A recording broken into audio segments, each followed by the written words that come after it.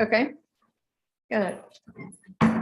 Call to order the March 14th, 2022 Committee of the Whole. Our first item of business is 1B, adoption of the agenda. Do I have a motion to approve the agenda? Adopt the agenda?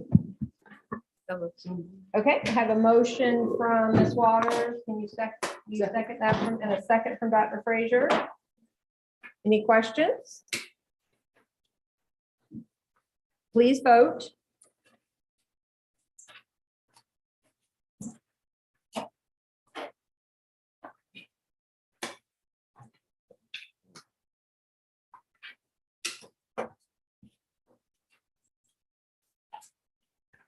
I bet you that's exactly right. You're right.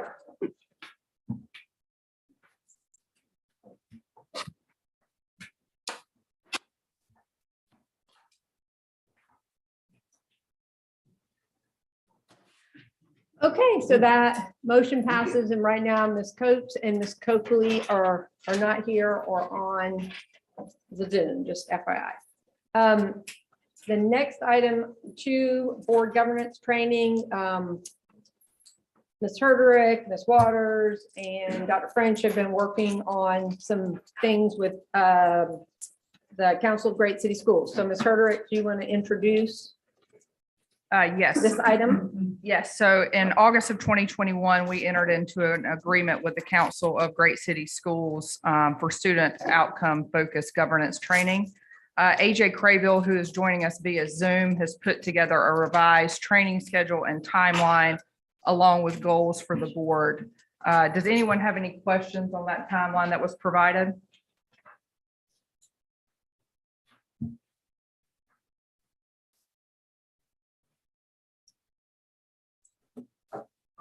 Give me a sec. I just, Okay. I looked for it this morning. I didn't see it. So Okay. my bad. It was added this morning. So we can. AJ, are you able to go over kind of a brief timeline since we added it later this morning? I do not. I'm happy to do so. Good afternoon, everyone.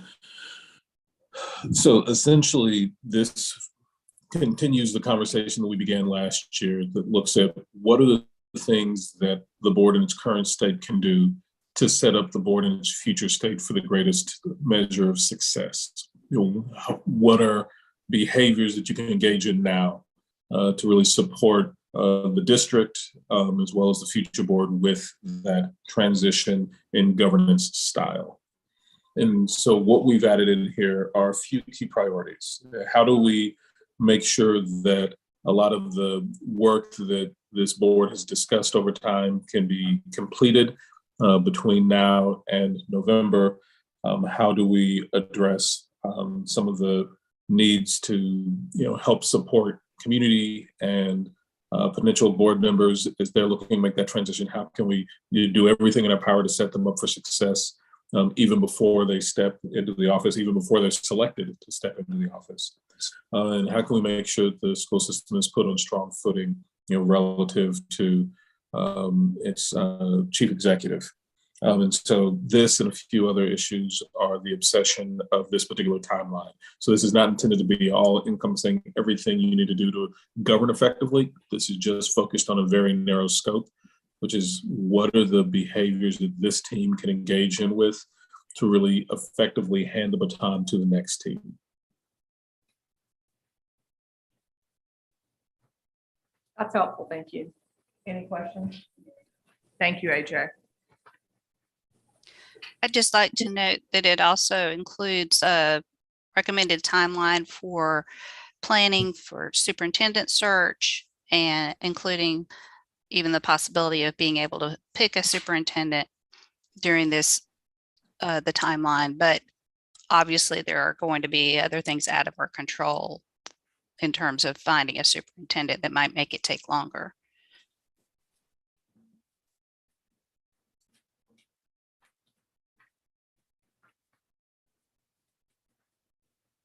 Okay, so does anybody, so the action we would be taking is presenting the training work timeline. Yep. And then we would get started on that in April. Yes. Okay.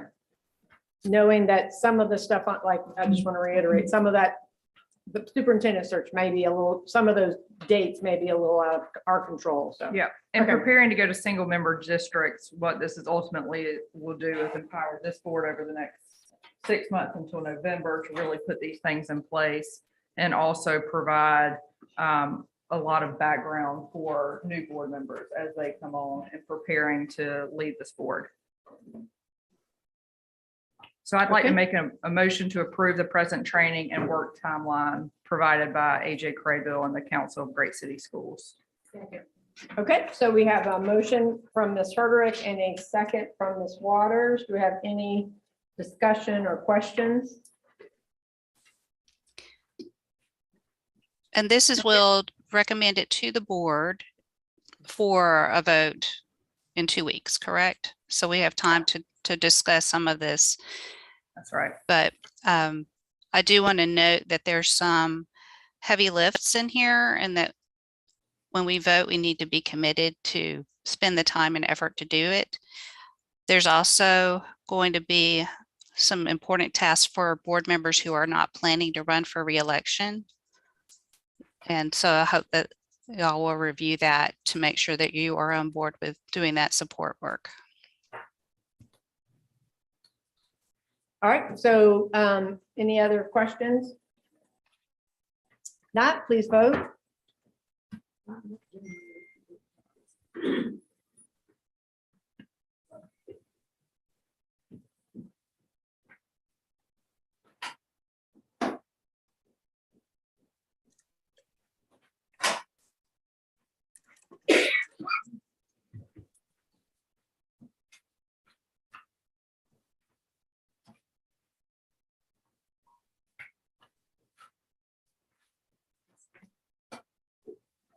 It's not coming up. Click on the tab up there to the left, right there, click there.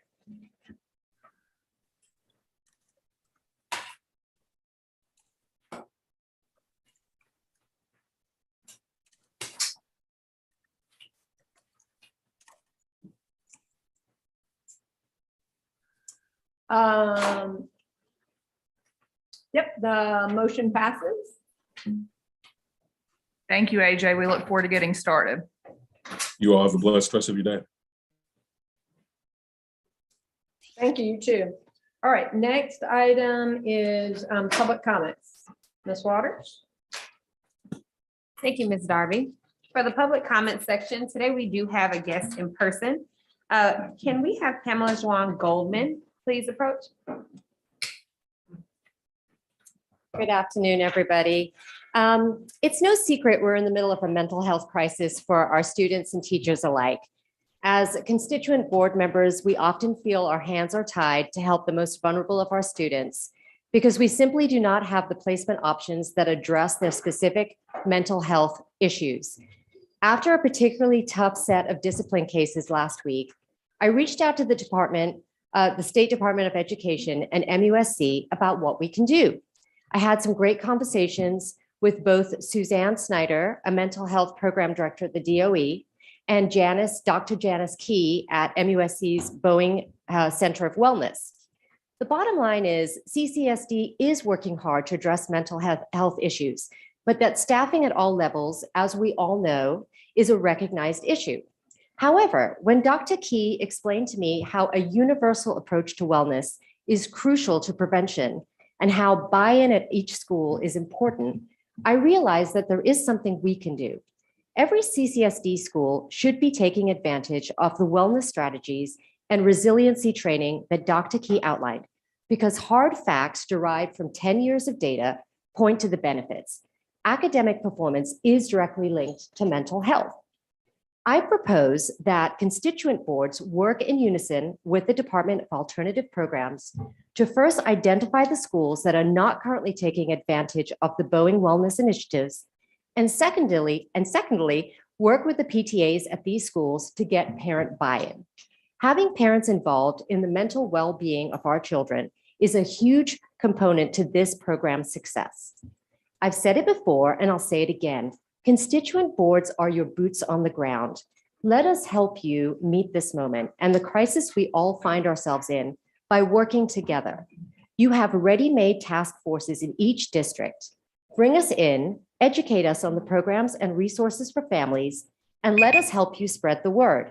Perception is everything, and if a focus on mental health wellness translates into fewer discipline cases, it's a win-win for everyone. Thank you. Thank you, Ms. Goldman.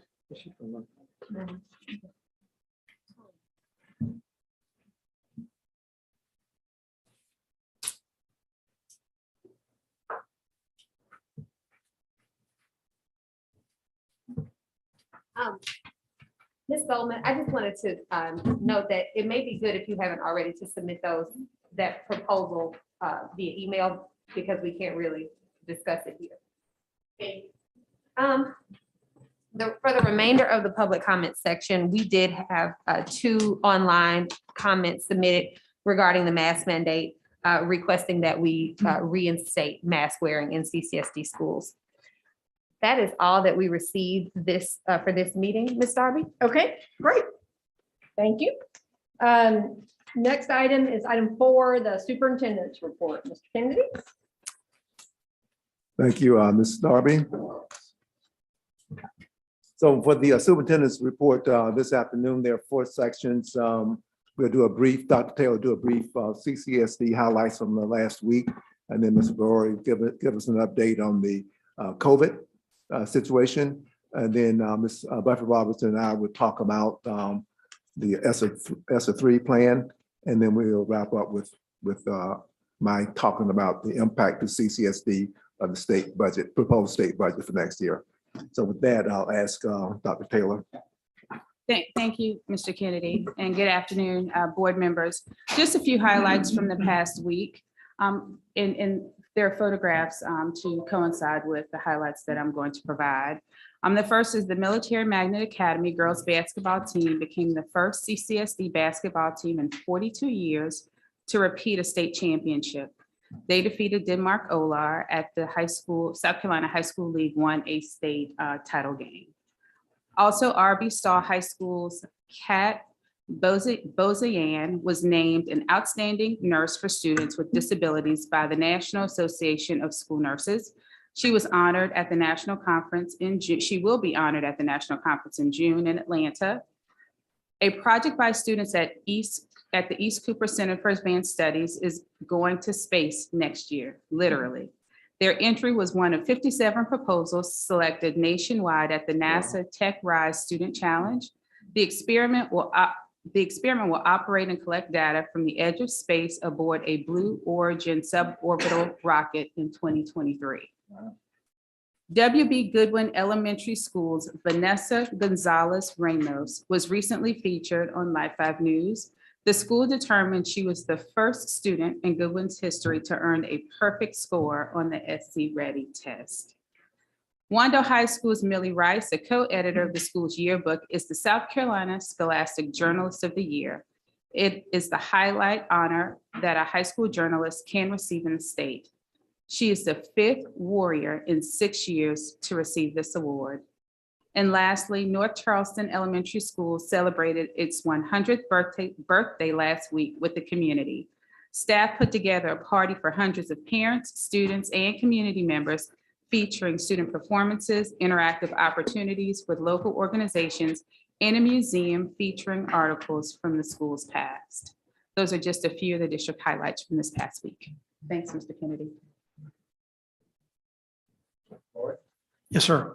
So I've got a couple slides on COVID. The first one are the metrics that we track. We did change this slide a little bit and started to look at 7-day average for both CDC and DHEC. And we've got an abbreviated version of our bar graph on the right-hand side showing the number of cases for students and faculty.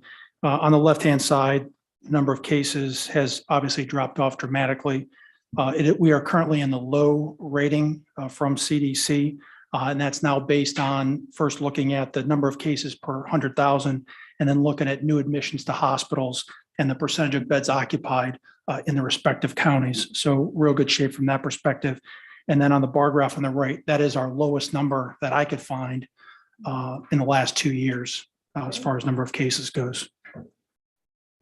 Next slide. These are some of the changes that have been made in school protocols. We lifted the number of visitors, lifted the limit on the number of visitors at schools. We continue to emphasize social distancing, trying to reach at least 3 foot in every setting. But there may be some circumstances that that's not possible, but all of our principals will make sure that they're setting up events to keep people spread apart as much as possible. We're replacing the health log. The health log questionnaire, if you recall, going into a school, talked about contact as an example with those that it might have had COVID. Since we don't do contact tracing anymore, the questions, except for the first one, which is if you have symptoms, is really the only question that was left that was valid. So we've decided to go with signage at each of the schools that remind people if they have COVID symptoms, they shouldn't enter the school and should seek attention. The overnight trip request, third bullet down, we're going to continue to log those. So schools, classes, programs, athletics, any program that's overnight, they'll put the details in the spreadsheet, basically including their plan of what they would do if they end up with a student that is symptomatic on the trip. And so we'll continue to track that, but the COVID testing required in advance of that trip for those that were unvaccinated is not required at this point. But we'll continue to monitor this as well as these other line items as cases to track during the number of cases we have and decide if we need to put those back in place if things change. We do have the at-home test kits that were provided from the federal government to DHEC. Those are in our warehouse and are actually right now being distributed to schools. And there are enough to offer 1 box, 2 test kits to each child and each faculty member. We are not, because of the reagent kit that's in there, we can't give them to the kids to take home. So each school will have to look at the best way to distribute those, either through the carpool line, through a school event performance, pick up upon request, that sort of thing. They'll be available if a family wants to get a test kit. Same with staff. And lastly, I mentioned this in the last meeting, as well as in a board update, that we're beginning facility use after hours inside of our buildings starting on the 19th of March. And we manage that through the facility use program available on the website for anybody that wants to utilize one of our facilities following the guidelines that you all approved last year. That's it, done. Thank you. Yes, sir. So, excuse me. Next, talk about the ESSA update. A few weeks ago, we briefed the board that we would be developing plans to roll out ESSA allocations out to our schools. We indicated that that would be based on the number of students reading below grade level. We've done that with schools having until April the 1st to submit plans for how they would propose to use a portion of the ESSA dollars. This number here, 5,500, and so that's the number of students in our 3rd, 4th, and 5th grade classes that are reading below grade level. So the beginning point of making the allocation, the ESSA dollar allocation, is on that number. We estimate also at the throughout the elementary grades, the primary grades, kindergarten, 1st grade, and 2nd grade, there's an equal number of students who have the same in the same situation where they're not on track, not on grade level. For the middle school, we looked at the South, and these are based on the South Carolina Ready scores from spring of last year, the 3rd, 4th, and 5th grade students. And then the same thing for 6th and 8th grade in middle school, we did the same type of allocation. And then for the high schools, we estimated, so for each high school that has with the middle schools that feed into a high school, we assume that if the number of students in those middle schools that were reading below grade level, that they would have a comparable impact at the high school level. So we made the allocation based on the middle schools reading levels. This idea here of the hidden potential. Last Thursday, there was a teacher, school district in North Carolina, one of the school districts there. She made a presentation to all of our principals, and she told her story about the struggles she had in school, and the hidden. And she's a teacher now. She talked about the hidden potential when we allow kids to not to be be at the levels that they need to be. And I'll say the last thing I'll say about this slide, the state of South Carolina set ourselves standards. Those standards says that if a child or children meet those standards when they graduate from college, they should be, from high school, they should be college and career ready. And so the idea of hidden potential here with kids, so many kids below grade level of reading, that it'd be a struggle for them to get through our high school, being college ready and career ready. The next slide just simply reiterates some of that data, showing that we have at 47% of our kids in the orange and the green sections there that are, the orange and the red sections there, that roughly 50% of our kids are below a grade level in reading. Again, the allocations are based on that. And when we look at our children in poverty and children of color, the averages are, the data is even higher than the district average.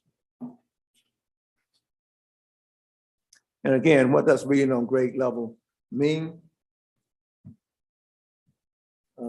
Well, number one, if they're reading on grade level, students read well. They understand fifth grade reading material. They're ready for middle school. They're on track to graduate from high school on time, on track for college, or on track for good paying jobs. Again, they'll be aligned with the South Carolina standards.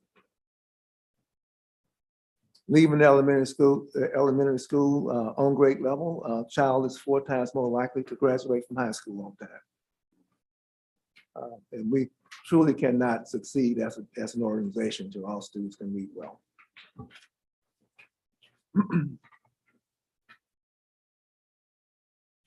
So the vision here is the same as we presented in January. All students reading on grade level by the fifth grade by the spring of 2027. And the ESSA dollars that we talked about allocating out, and that number, by the way, is $28 million to schools. And we made those allocations based on, again, the number of kids that are reading below grade level. So if you take a look at the table in the left-hand corner of this graph here, it shows that for any school that had 81% or more of their students reading below grade level, they received a higher share of the dollars of the allocation. And coming right down that table there, you can see 61 to 80%, they received substantial amount of dollars, but less than the 81% and above. And going down to the bottom where you have below 20% reading below grade level, then that shows a lesser amount being allocated out to the schools. And on the right-hand side, the pie graph shows that 75% of the dollars are being allocated out to elementary schools, since the focus is on reading in by grade 5, with 25% in the middle and in high schools. And again, going back up to the left-hand corner, the bullets, the third bullet, 75% of funds will be spent in schools with more than half their students reading below grade level. So I'm presenting this information, we're presenting this information this afternoon to indicate to you all that we indicated that the vision is kids reading on grade level by fifth grade, and that we committed that we would allocate majority of our resources, a greater amount of our resources to those schools whose students are not reading on grade level. Briefly, I'll talk about the 3 pillars that we have to support that vision. One is pillar 1, rigorous grade level curriculum. And here it shows some of the investments that are being made at the central office to support that. As you all know, we have the new ELA curriculum. So that's being supported from the essentially from the ESSA $3, extended learning, whether that's after school or during the summertime, professional development for our staff to ensure that they understand the new curriculum, et cetera. Pre-K expansion is a significant effort in the district to make sure that we get our younger kids as they start their K-12 careers on track. I talked about the ELA curriculum, extended time, I talked about that. And then curriculum supplements for our English language learners that population is increasing. That's pillar one. Pillar two, $22 million estimated for high quality teachers and leaders, supporting some of the work in the in the acceleration schools. I met with acceleration school principals this morning to let them know that we do have this approach in terms of supporting their work. And then the final pillar three, the wraparound services, the mental health and wellness practices we presented to the Art and Finance Committee earlier this month. $14.3 million of ESSA $3 that we started to plan on spending for mental health services. And in a minute, I'll ask Ms. Buffett Roberts to talk a little bit more about what wraparound services mean when we talk about wraparound services. So these are the central office investments, as well as the investments that we're making to schools, not directly out to schools, based on the number of students that are reading below grade level, putting more resources in the hands of those schools to ensure that we have an opportunity to address those needs. So with that, I'll ask Ms. Roberts to talk about the wraparound services. Good afternoon. Thank you, Mr. Kennedy. CCSD's vision and aspiration is that by the spring of 2027, all students will read on grade level by the end of 5th grade. If we're to be able to accomplish this, we must be able to eliminate the barriers that are contributing to students not being able to learn. If we invest in high quality wraparound services that target the real needs of our family of learners, we'll see better school climate, increased student motivation, reduced behavior incidents, children ready and able to learn without all the inhibitors that get in the way. Last week, our CCSD principals participated in discussions related to school-initiated ESSA investments focused in large part on wraparound services. This afternoon, we'll share our definition of wraparound services, what they can look like, and some ideas and resources related to barriers and solutions that may emerge or may have already emerged through our school's comprehensive needs assessment.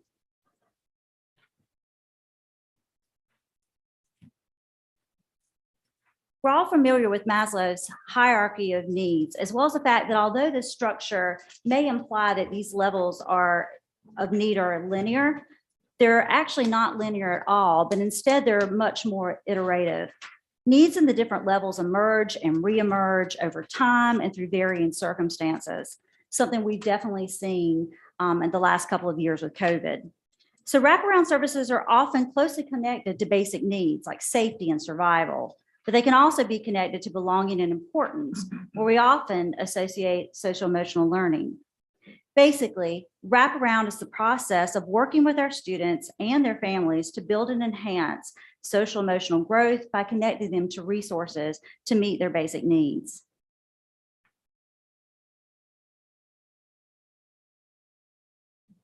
Social emotional learning, or SEL, is our universal. It's our tier 1 essential instruction for all students that ensures the knowledge, skills, and dispositions necessary to succeed in life, school, college, and career.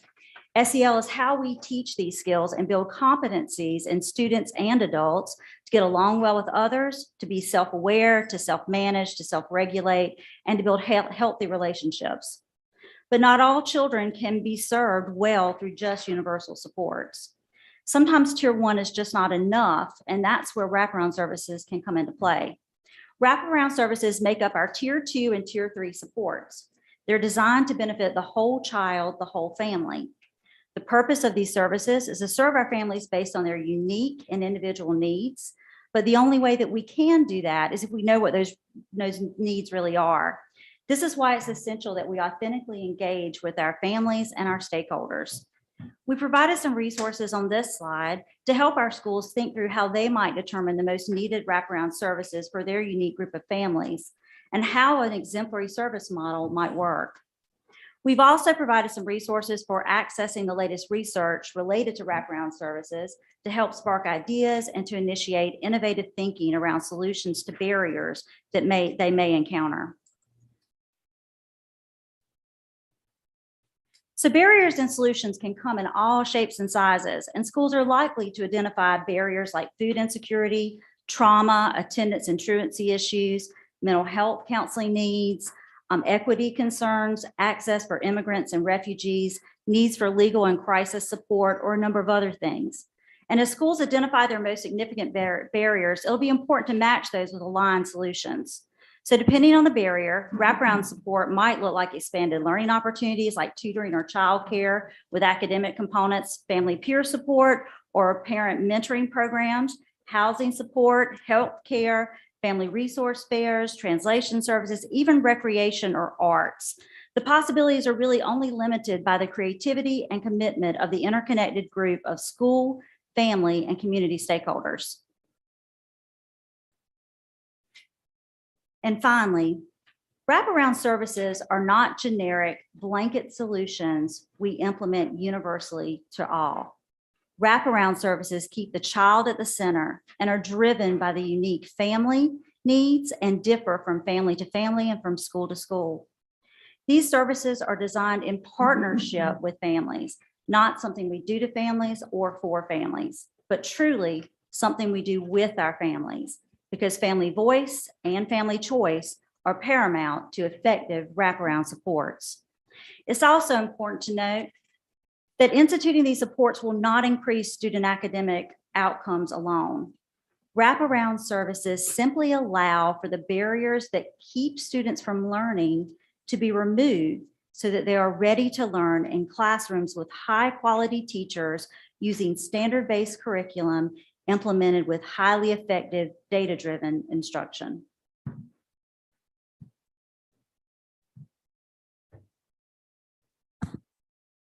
The final section of the superintendent's report will address the proposed state budget.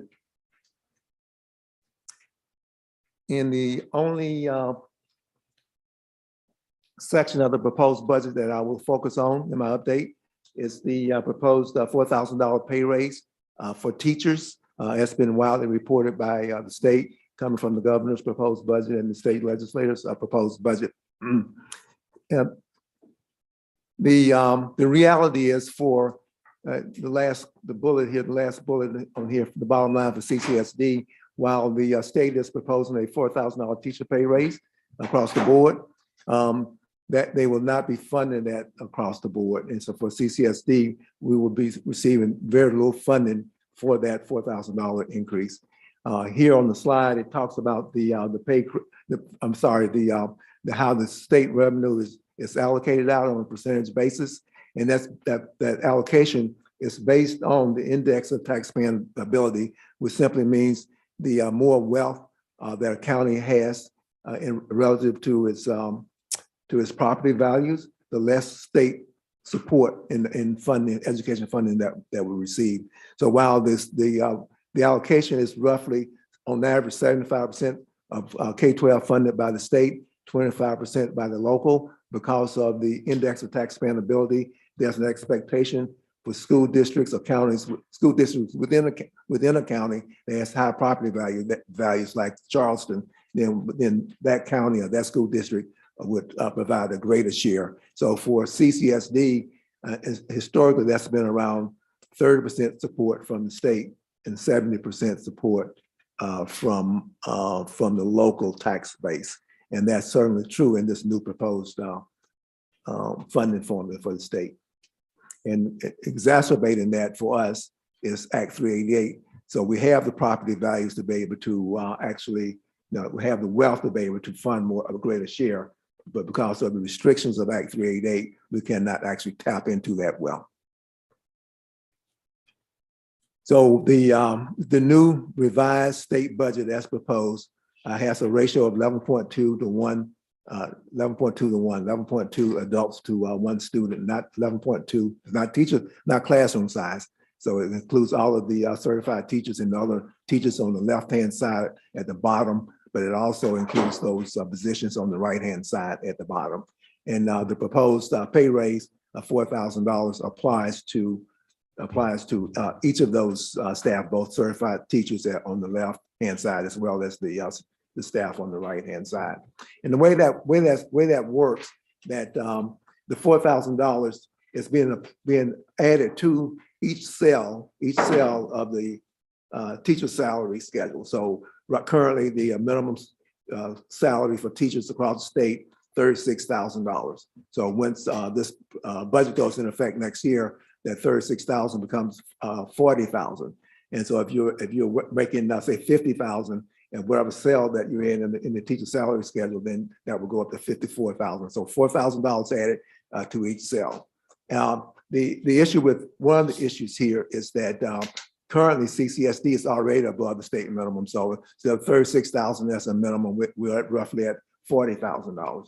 And so there's a proviso in the budget, proposed budget that says that, and so we call that a supplement. So the minimum is 36.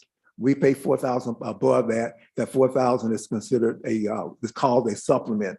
And so there's a proviso in the state budget, proposed budget, that says that local districts cannot reduce the supplement, So that means that even though we're above the state minimum, but currently we still have to, under the current version of the budget, we still have to give that $4,000 raise per teacher, for each teacher.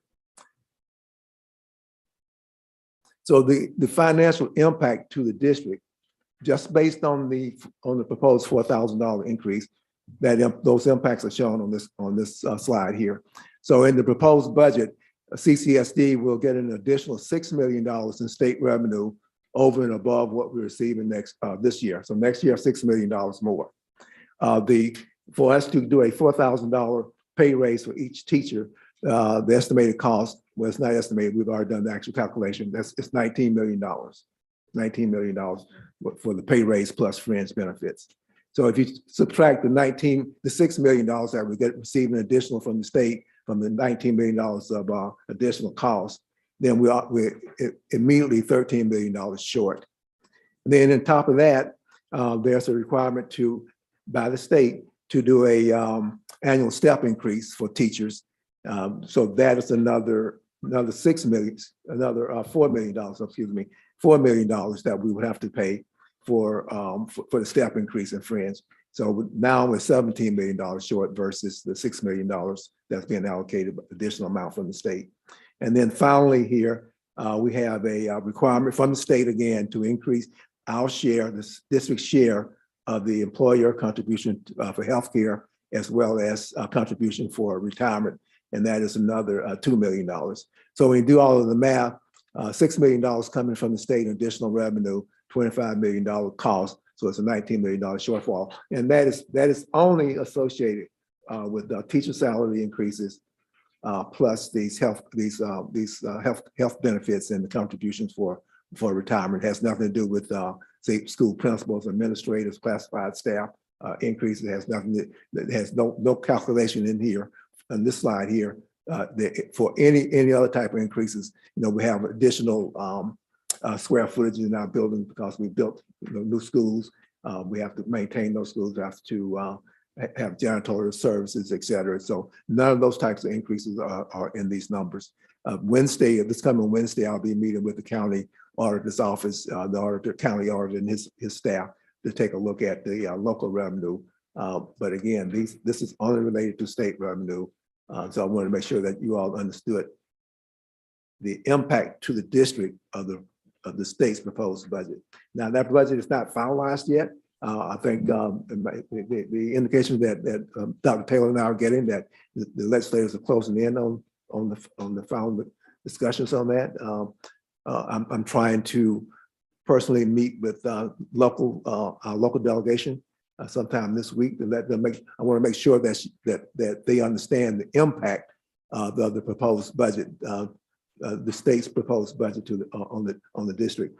And I would also say that this impact is not exclusive to this negative impact is not exclusive to CCSD. When I was in Columbia a couple of weeks ago with the superintendents roundtable with Secretary Spearman, there were a number of superintendents that expressed concerns, just the same types of concerns.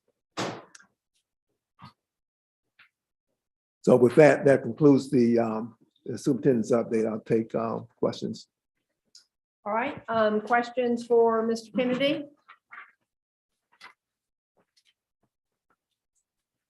I have a couple. Okay, I'll get Dr. Frazier and then I'll get Dr. French. Thank you for the report. And I just have two quick questions. And one relates to sustainability. After the schools have spent the ESSA funds, do we have any plans to continue the wraparound services and all of the other services that we're going to be offering under the ESSA funding?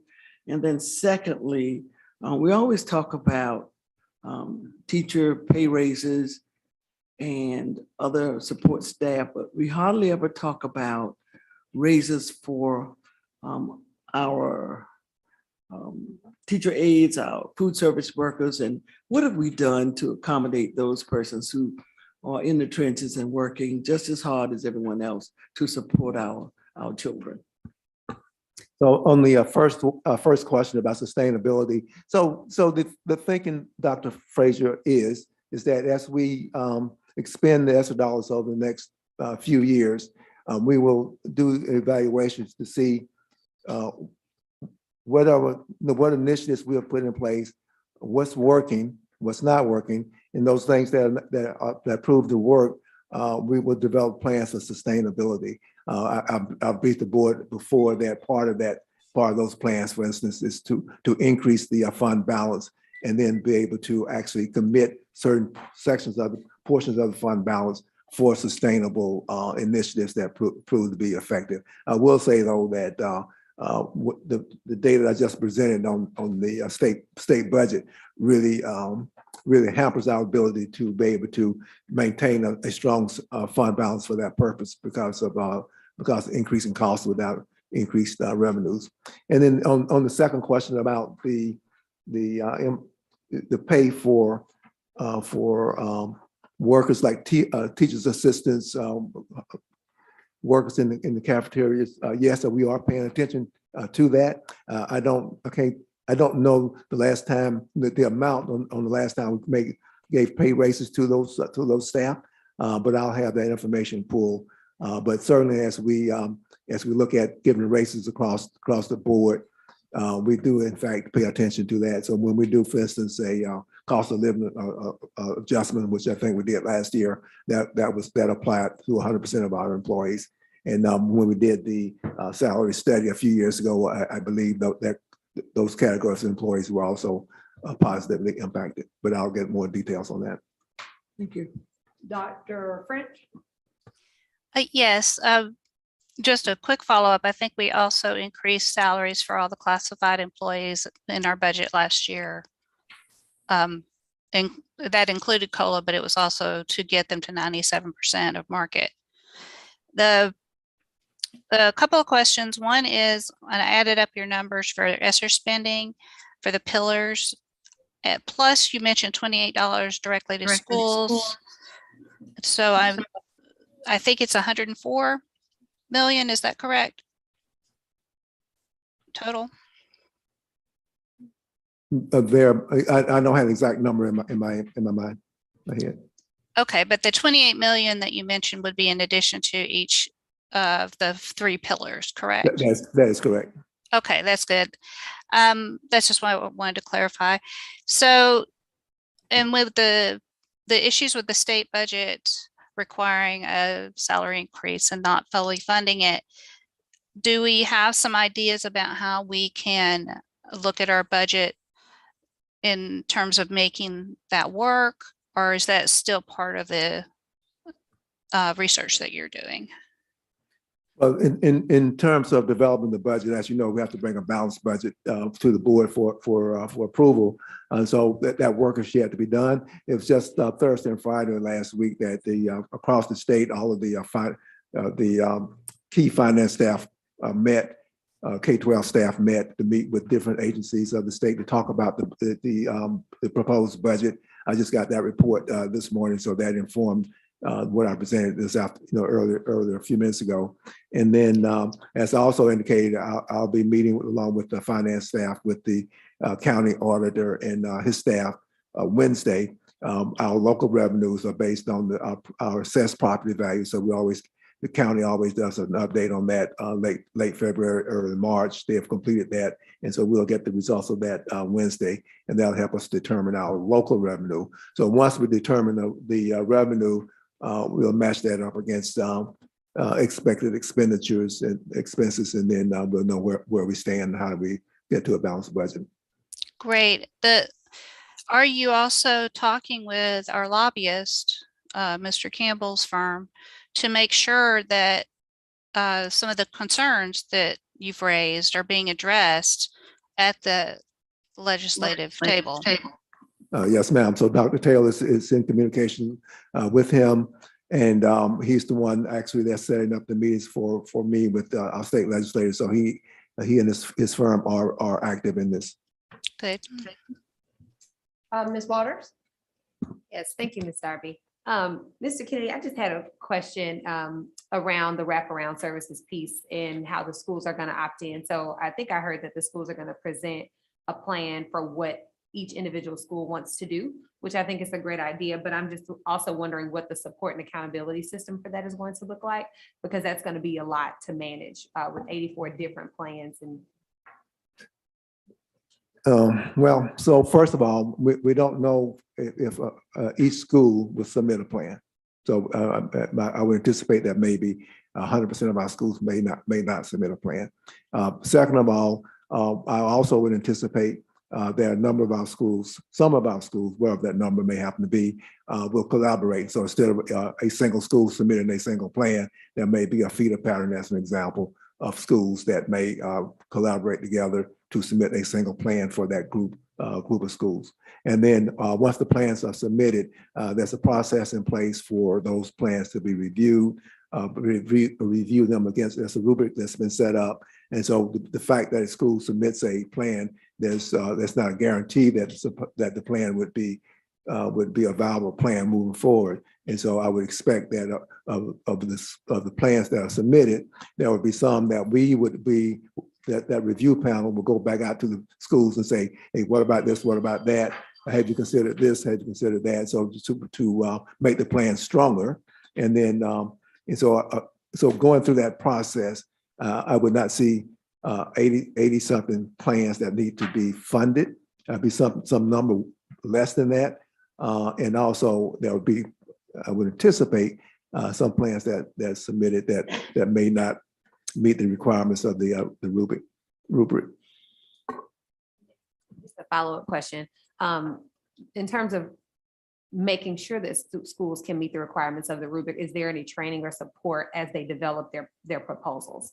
So last Thursday at the an all-day principals meeting, so there's like a general session in the morning, and then in the afternoon there was a smaller group work on specifically around these plans. But yes, there's support with principals. So like for instance, on the idea of a group of schools collaborating for the submittal of a single plan, their central office staff they're poised to work with schools that might want to have that type of collaboration. Thank you. Is there a good add, Mr. Kennedy? I would also say that we see this as a collaborative process. It's not like any of the educators in this room or educators in the school are smarter than the other. The idea is to make sure that we don't make the mistakes that are present in the research. For example, adding headcount when we know we're going to come against a wall in 2 years. So being thoughtful about, if we're thinking about coaches, that means we might be pulling people out of the classroom where we actually need good teachers. So making sure we're having those conversations in an ongoing way. And there's no intent to be a gotcha at the end that you didn't meet these expectations. The intent is to say, we want to make sure you're considering this. This is where we've seen it work in other places. What will work for you? So that together it's something that we all have conviction will make a difference for kids in that school. Thank you. Ms. Green and Ms. Herderick, and then Ms. Coates, and then back to Dr. French. Write that down. And Ms. Coakley, sorry, we'll just go right around the row. So Joyce. Mr. Kennedy, I didn't understand on page 25 when you talked about the new formula, the 11.2 to 1. Can you explain that to me? So currently and for years, the state funding formula for education has been based largely on two factors. One, the base student cost, BSC. So you hear us talk about what's the base student cost funding for the state. So that's one factor. The second factor is is on student demographics. So if you have a district with high poverty, that's a weight, that's added weight, so that those districts will get additional money from the state. If you have a school district with a high level number of special needs children, whatever those special needs are, those additional weights, additions that are added to the budget. So the latter part, the second part there, those the student demographics in this proposed revised budget allocation process, that still exists. There are some differences between currently and what the proposal is, but those differences, I mean, the concept still exists. With this 11.2 to 1, 11.2 to 1, that moves away from the base student cost, and this is replaced by the state saying we think we need to have X number of teachers throughout the state, and I don't have that number here. I think it's around 67, maybe 68,000 teachers statewide, and then they take a look at the number of kids, students. They come up with a ratio. So it's 11.2 adults to, 11.2 children per adult. And so the distinction I'm trying to make on this slide is that it's not classroom size. That is because if you look at the slide, you mentioned slide 25, then in addition to certified teachers and teachers, there's also other positions that are not classroom teachers. So for instance, guidance directors, psychologists, school nurses, physical therapists, occupational therapists, et cetera. So there are a number of positions that go into that formula of 11.2 to 1. So that's a change from the base student cost of whatever that number is, which in the past, we have received approximately 1/3 of that from the state, and we locally fund 70% of that.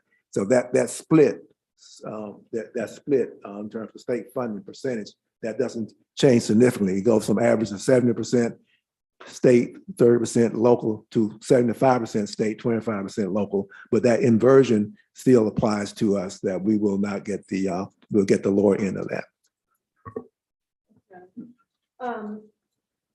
I will talk to Mr. Campbell and Ms. Taylor, but I'm also thinking what we certainly need to talk to the delegation first, but we might, I think this slide on 26 would be something good and capturing for members of Ways and Means and Senate Finance, that maybe we could do a cover letter, and we'll talk to Darryl about his thoughts about that. But I think, just to put that in their hands so they can actually see, and they don't, anyways, and the other thing, do you know if there are going to be any collective efforts among the superintendents or the state finance officers to approach the General Assembly or either one of those committees collectively about the implications of the budget? I do not. Okay. I do know that the Greenville School District Superintendent, he presented to their board, their last board meeting. In fact, the slide that you mentioned, slide 26, that shows the revenues coming in and our shortfalls. That's the same structure that they use. I got it from them. And so I do know there are a number of superintendents across the state that are engaging with their legislators. I don't think the finance team is doing that, although the South Carolina school business officials, those administrative folks out of Columbia are having some conversation. Okay. Thank you. Ms. Hardwick? I have two questions. So schools will submit their proposals by April 1st. What's the timeline on the review and the distribution of those funds? The plan is to present to the school board, whatever the date, I think it's April 23rd or maybe April 25th, the school board meeting in April. Okay, so quick turnaround. Great. And then Ms. Belcher, can I ask you a question? You and I had this conversation. So we've traditionally used third grade as getting students up to a reading level, and you explain why fifth grade is now the target. Can you just clarify that? Because there has been some concerns in the public. Certainly, I'm going to speak to that specifically in the ed committee piece, but the idea is that traditionally kids read by the third grade level. The question about grade level relevance, though, is a little trickier because the measure of grade level in South Carolina is SC ready. And the first year that we get SC ready results to look at whether they're meeting or exceeding grade level standards is in the third grade. So the aim here is that we're aiming to get kids reading by the third grade level, but then we have 2 years after that, third grade, fourth grade, fifth grade, to get kids up to grade level by the fifth grade. Right, thank you. All right, Ms. Coakley? Like I had a question and I was confused. You said, so we don't start testing them literally, well, because you said third until fifth grade now, but how do we know that kids are coming in not able to read if we're not actually testing them until third grade? That was just. We always test kids. So we actually begin testing kids in pre-K. It's a question of what the test is an accurate measure of. And the best test is a measure of grade level standards in South Carolina is the SC Ready test. So we use things like FastBridge, which is predictive of SC Ready, but because the kids are little, they don't have the attention span and the test is a lot shorter. So it's less predictive. There's just a lot more noise. Do we not even think that and I think that when we go forward, even when we consider that maybe after fifth grade, that maybe some of our children just aren't ready, but they're still able to read. And I say that having a child with an IEP, again, just because he's in fifth grade, doesn't mean he can't comprehend or read. So then I stand again to ask that question. But the questions that I had beforehand would be in reference to these wraparound plans. And I heard that, we don't just actually have them introduce the services or how they're actually done. So there's no actual plan ever set in place for wraparound services. It's just whatever the school decides to do, or if they decide to do it. And how often, I guess, would they be done? And even with needs assessments. So I'm just thinking, is that how wraparound services are done? Just whether or not if they feel like it? Or is there actual? It's a good question. I don't have an easy answer. I think the aim here is what we're trying to step back and say is, what's holding your kids back, your students back? Because this is not a this year problem. It's a historical problem to reaching the grade level. And what are the ways in which we can knock down those barriers?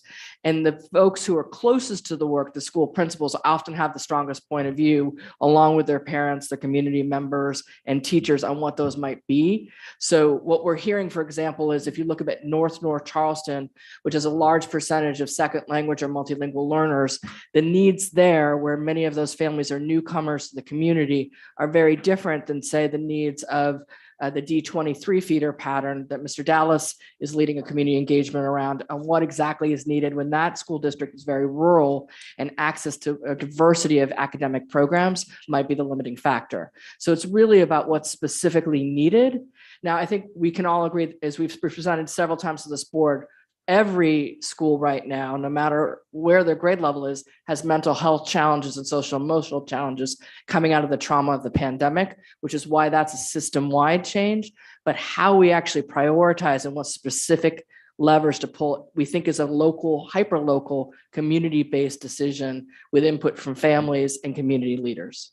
Okay, and that makes sense too. And I'll just sometimes I just don't like to say that COVID bought some things out, but just kind of made more things just more aware. And I heard you say, Mr. Kennedy, like the added weights of IEPs and special educations and things like that, add things.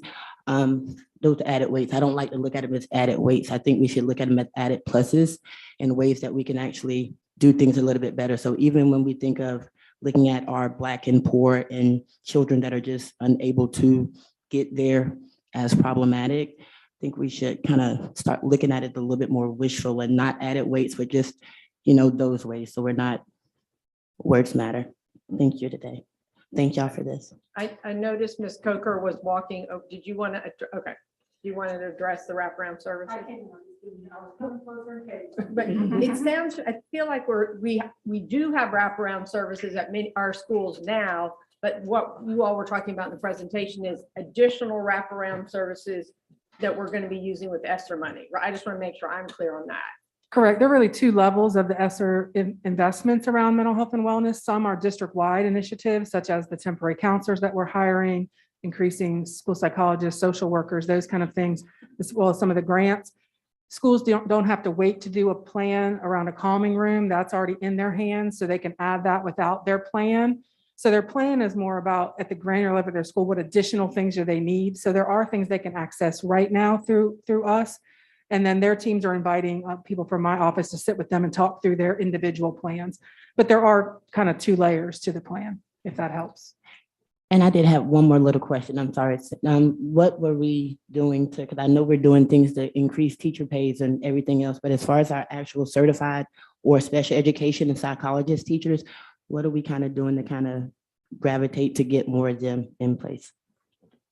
Well, first of all, the teacher pay raise that's proposed by the state applies to all certified staff. And so including our special education teachers. And then as we take a look at where we have challenges in staffing, we will take a look, we are taking a look at additional, potentially bringing to the board additional compensation. So a few years ago, the board approved, for instance, a supplement for math teachers because we were having a challenge recruiting and retaining math teachers. So we provided additional pay to those employees to make sure that we had an opportunity to again recruit and retain.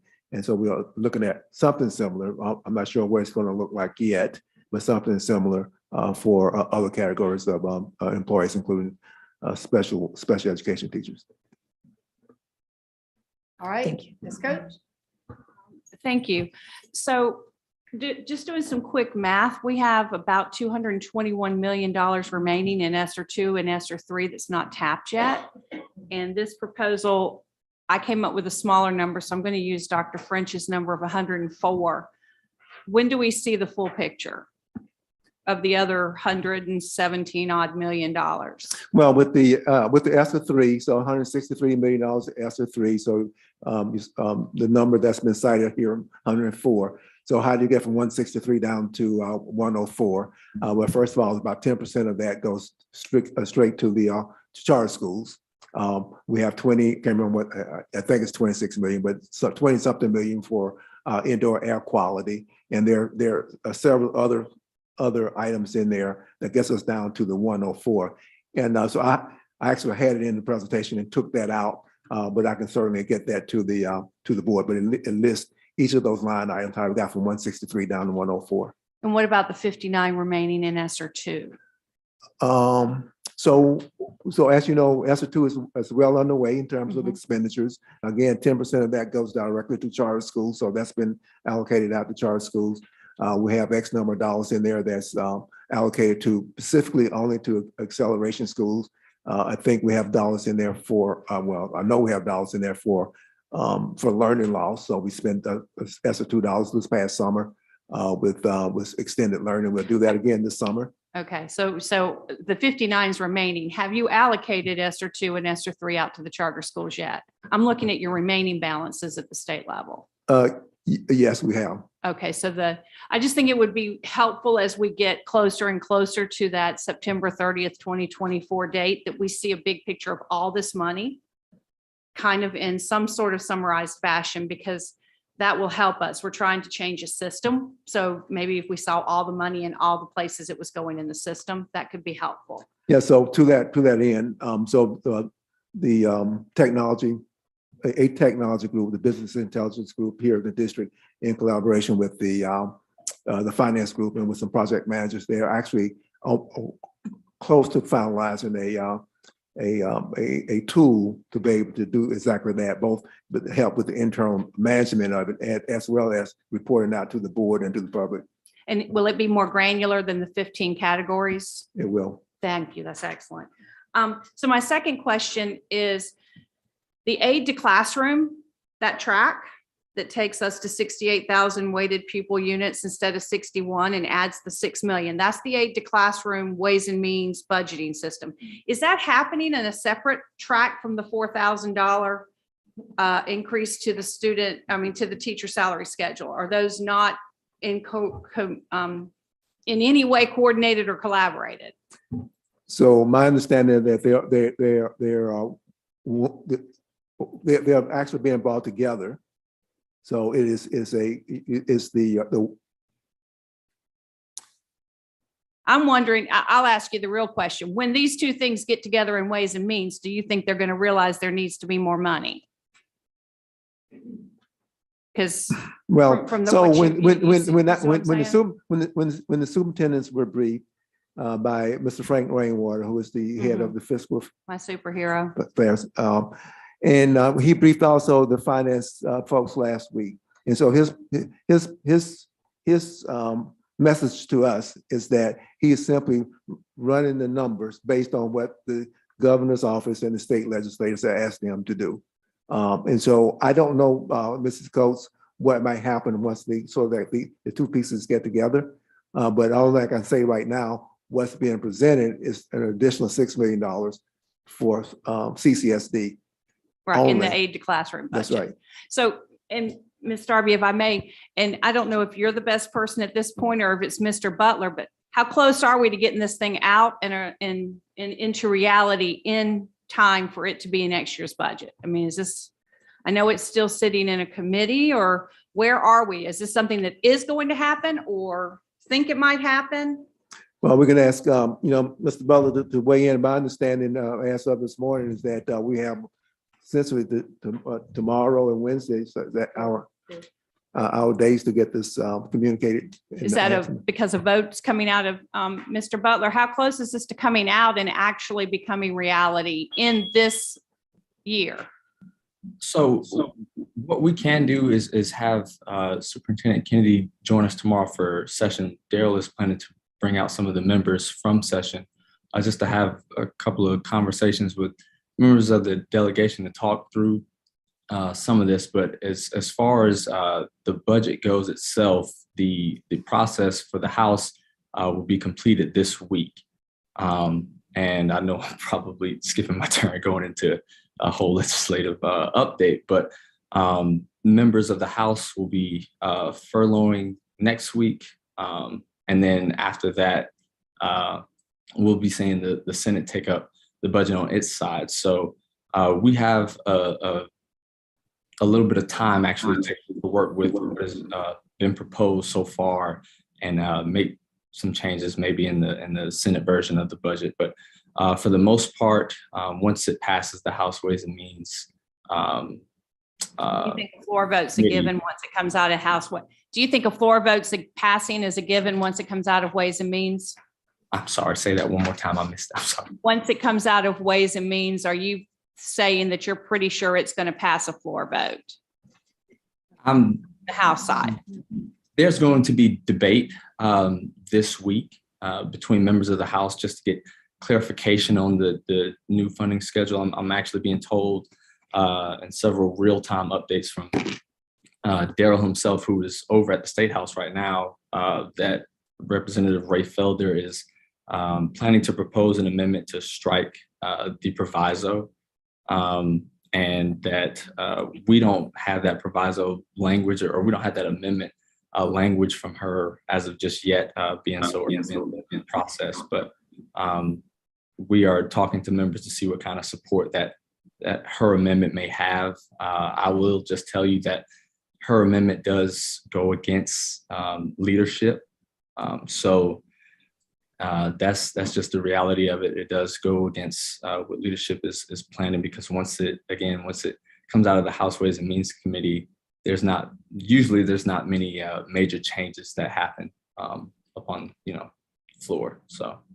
Thank you, Mr. But don't leave though. We still in the. Absolutely. Oh yeah, that was not your report. No.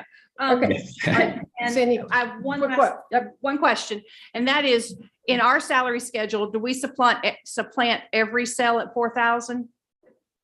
I thought we supplanted the first 2 years at 4,000, but it might not be that much at the later years. Well, it may not be 4,000 But we per do it cell every in the later cell. years, but we did impact every cell. Okay. And so and the state's budget proposes to put $4,000 into every cell. And so this proviso, if the proviso Mr. Butler is talking about, I do understand that there's some discussion about maybe making some changes to that proviso that says that local districts cannot reduce the supplement. But I can tell you, if we don't do the 4,000, I mean, I met with the teacher of the year group last week, talking about this. So there's an expectation from all our teachers. There's $4,000. At all levels. That's right. Thank you. All right, Reverend Mack, got a question? Yes, Mr. Kennedy. So I just wanted to be clear to make sure I heard the numbers to be correct. So are we saying we have 104 million left in the ESSA 3 that has not been allocated?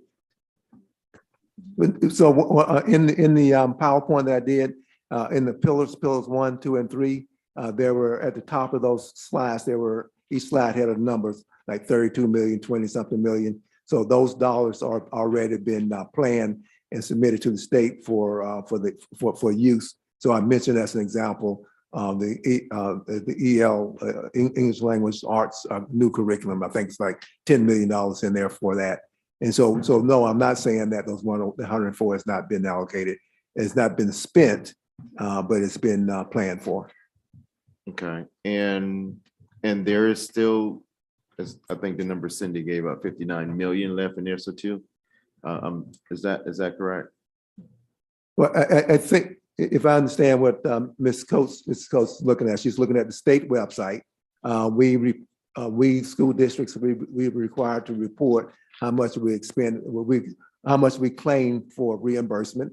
The state then takes that, they've built an online tool where anybody can look at any school district in the state and see how much has been claimed.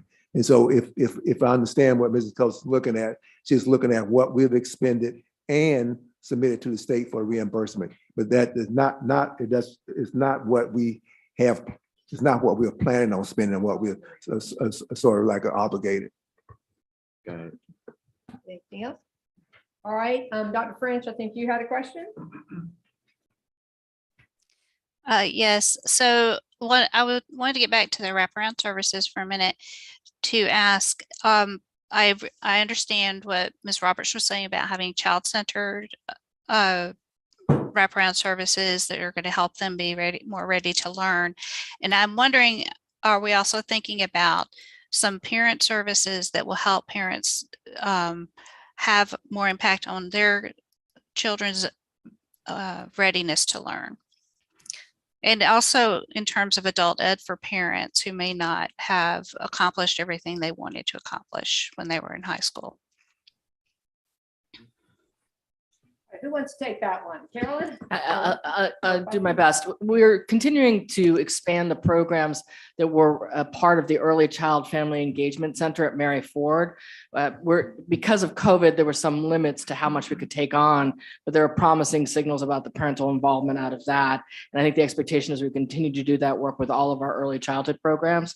And then at the school level, I know many schools are thinking about to the extent to which they can engage their families to support reading and other forms of instruction at home. So in some of the conversations that we had last week that Mr. Kennedy alluded to, I heard principals talk about ways in which parents can support early reading and reading to their children at home to extend instruction beyond the traditional school day and into the family.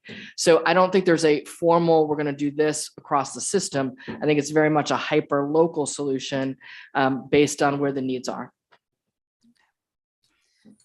And then I just hope that we're going to be supportive of our teachers in terms of the lobbying activity we do at the state legislature as well. I don't think that we should be looking for ways to not increase their pay, but to hold the legislature accountable for providing funding for what they're requiring of us. So yeah, thank you. If we could accomplish that, we would all be miracle workers. Yes, it'd be so amazing. We've been fighting that battle since Ms. Coates first got on the board. So, okay. Anything else on the superintendent's report? All right, the SEC. Ms. Herter? Yeah. We have two items on the strategic education agenda. Item 5A is the textbook selection for spring 2022 K-8 science. Ms. Belcher. I do want to turn this over to Dr. Jerome Davis, but since the board hasn't met Dr. Davis, I wanted to make sure to do so. Dr. Davis is going up to the podium right now. He's joined the curriculum instruction team this past year to support the management and instructional leadership of the group with Miss Woody. He has a background of 15 plus years in the military, as well as 20 years as an educator in Berkeley County. Most recently before joining Charleston, he served as the executive director of secondary schools and the director of personnel for Orangeburg County School District.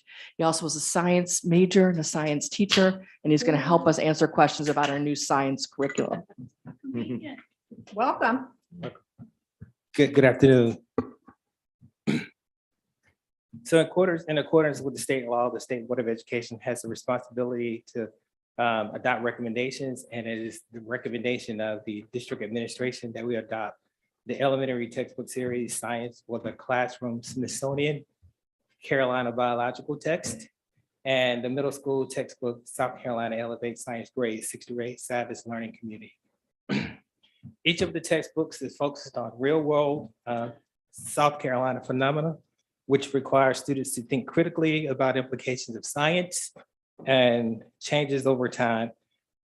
In addition to that, our team has done their due diligence to make sure that for the first time that these texts are aligned with the kids and hands-on experiences accompanied with the recommended text. Our team ensured that we practice fiscal accountability by making sure that we made sure that these textbooks were aligned with the text that we're having, as well as with the kids. In addition to that, we both recommended text products. They support our strong literacy, have strong literacy components, and it supports the strategy of having all students read on grade level by 5th grade. And in addition to that, both texts provide access points for CCSD's MLL population of students served. So that's the recommendation of our team. Any questions? Did anybody have any questions?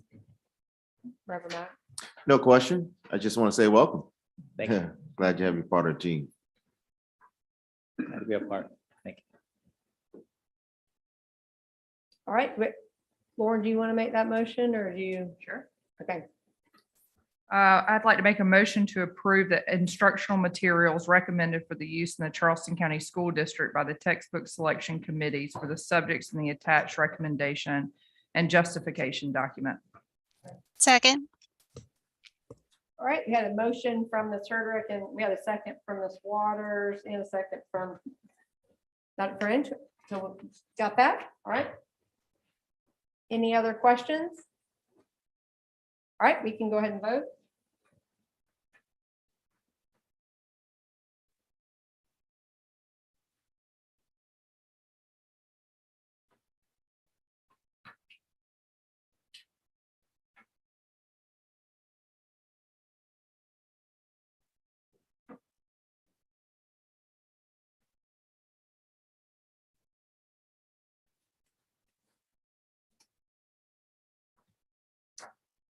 That motion passes. All right. Thank you. Next up is item 5B, breakdown on student achievement, Ms. Belcher. Thank you. And I also want to thank, in addition to Dr. Davis, Ms. Deb Batsar, who facilitated the science curriculum process throughout the district. So she is our science instructional specialist. Moving over to the Strategic Education Committee and the follow-up from our last board meeting on the map and the Fastbridge winter data.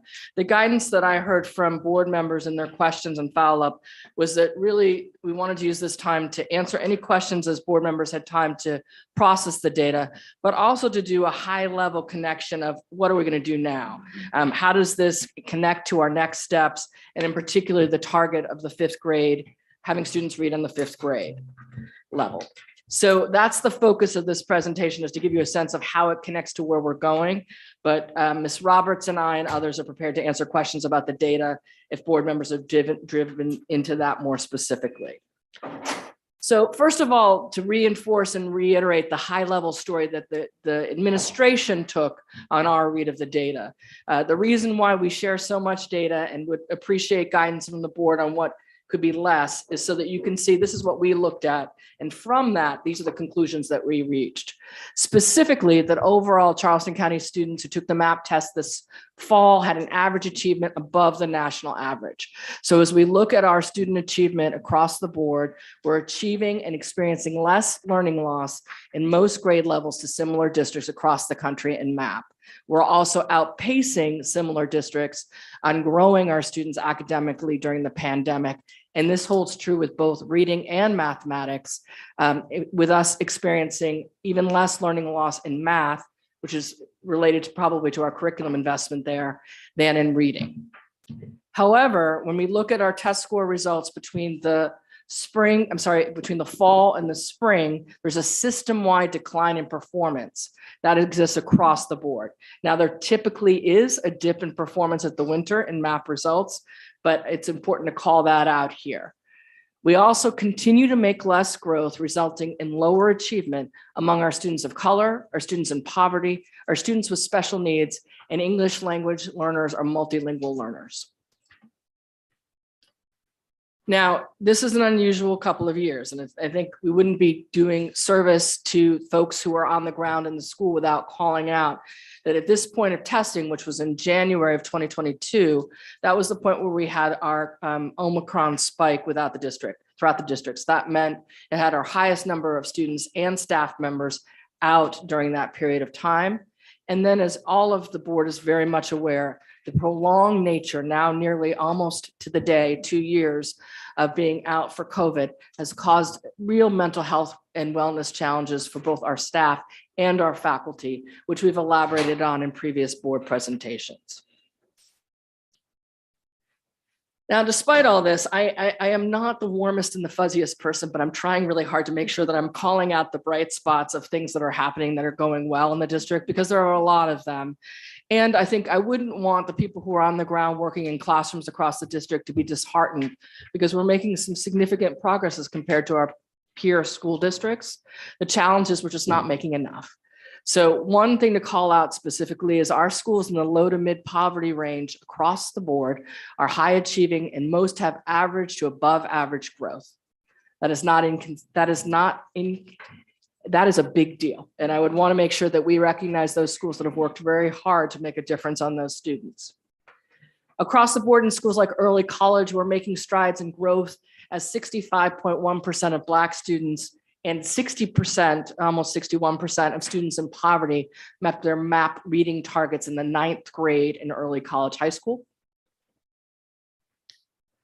Charleston Development Academy, which presented to this board a few months ago on their unique approach to educating students downtown, had standing out among similar schools when it comes to making progress in reading with all students, including Black students and students in poverty. Morningside Middle, which is one of our acceleration schools, showed promising growth this last cycle with outsized outcomes in terms of exceptional needs children or students with special needs, meeting 57.1% of their MAP growth targets. And I think one of the bright spots for sure across the system is we're seeing that the focus on an academic early childhood program is really making a difference. Both Midland Park and Mary Ford, which both serve predominantly a high poverty student population, had a significant increase in students now at low risk or ready at reading as measured by Fastbridge. Mary Ford went up from 57% ready or low risk in the fall to 68% ready or low risk in the winter. Midland Park went up from 46% low risk to 71% in the winter. Wait, say those again. Midland Park was 46% low risk in the fall and now is 71% in the winter. Burke High School, which was tested this year in the 9th grade for MAP test. This year was one of the years that the state required 9th grade MAP testing. 45.8% of the 9th grade students met their growth targets in winter reading, and 49.1% met their growth target on the winter math MAP. That surpassed the district averages in both areas at the high school level. And all acceleration schools, we have our consultants that go in, and in addition to looking at standardized test schools, they do observation data. In the fall, our consultants from leading educators went into classrooms to look specifically at whether there was clear, obvious evidence that teachers and students are using the new curricular text when engaged in listening, reading, writing, or speaking during language arts. In October, it was about 85% of classrooms. When they went back into the classroom most recently in February, it was 98%. So teacher behavior is usually a leading indicator to student achievement. Now, the question is like, what are we concluding and what are we doing about this data and where we are at this part of the process? So again, the headline here is that we're minimizing the effect on student achievement because of COVID, but we are experiencing learning loss.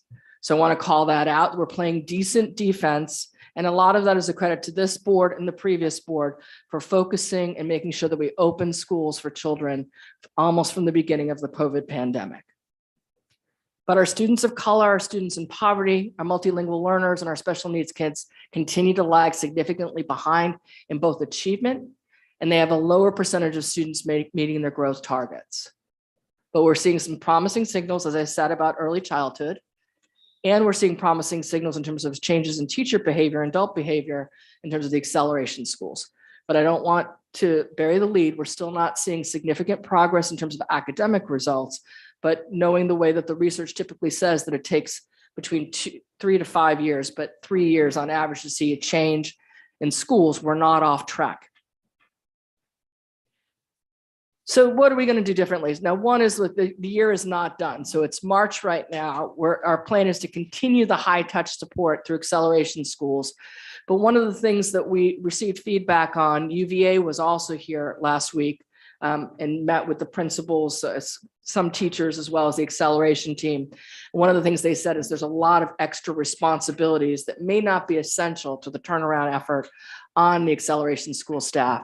To help the school teams, we need to make sure that we're streamlining our assessments, that we're figuring out what acceleration schools have to participate in terms of district PD versus what they're going to participate in that's unique to acceleration schools, and that we're providing extra support in terms of our multilingual learners and our mental health needs. So we're going to have to make sure we do that between now and the end of the year. We're preparing now in the spring to expand our English language arts curriculum pilot by adding 15 schools in the fall. So those schools are starting those conversations and the planning for that professional development. And then as Ms. Coker said, and as we presented previously, we're continuing to address the mental health support that's needed across the system. Also, given the academic results, we want to make sure that we're digging in and continuing to pay attention on middle schools and early childhood to close the year out well, because those are places where on average, we did a little less well than previous years. And we want to make sure that we're paying attention. Now, a big part of the strategy as we move forward is to think about how to use this ESSA money, not just to play defense on COVID, but actually to build a better system that's doing better by all children in terms of making sure that kids are able to read at 5th grade to read on grade level by the 5th grade.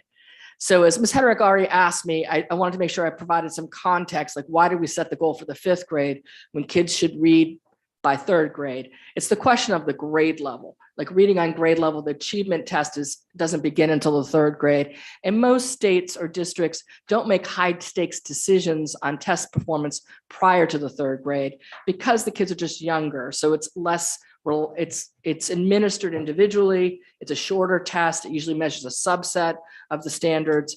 So it's a little bit noisier, we'll say, than an actual achievement test, which is why we set our goal on all kids reading on grade level by the 5th grade. And the other thing is that this is a significant system-wide change effort. And if you move too fast, the change itself can become an obstacle. So we want to make sure that we're doing this change effort in a smart and thoughtful way. Specifically, our phase of the ELA curriculum pilot is a multi-year phase. Because this curriculum is complicated and it encompasses all aspects of ELA. So phonics, phonemic awareness, vocabulary development, reading fluency, and reading comprehension, plus writing, and building kids' knowledge in topic areas by texts that are meaningful and full of information that not all students are exposed to at home. So the first phase of this began last summer with the acceleration schools, as 7 of the elementary schools and 2 of the middle schools have piloted the module aspect of the new curriculum. Right now, beginning in the second semester, I would call a bigger sampling of district schools. So we have district schools from all of, I think almost all of the constituent districts represented here. These schools opted into the curriculum pilot and chose to implement it mid-year. So you know that's a big lift. So those are a coalition of the willing, as we're saying, and they right now are testing that curriculum. And then that was though just the reading comprehension, the reading fluency, vocabulary development. It wasn't a pivot to the phonemic awareness of the phonics program. We've been using open court for the last few years for that. We didn't want too much change. So beginning in the summer, the acceleration schools and the 10 schools that are piloting now will also transition over to what we call a skills block or all block as part of this curriculum pilot. That's the phonemic awareness and the phonics component. It differs by grade level. I'll go into it in one more slide. Next year, we'll begin to bring in the last of our districts in August of 2023. And the expectation is that all of our schools will be fully in the full implementation by August of 2024. But again, it's still a pilot program because we haven't yet on the ground implemented the skills or all block portion of the curriculum.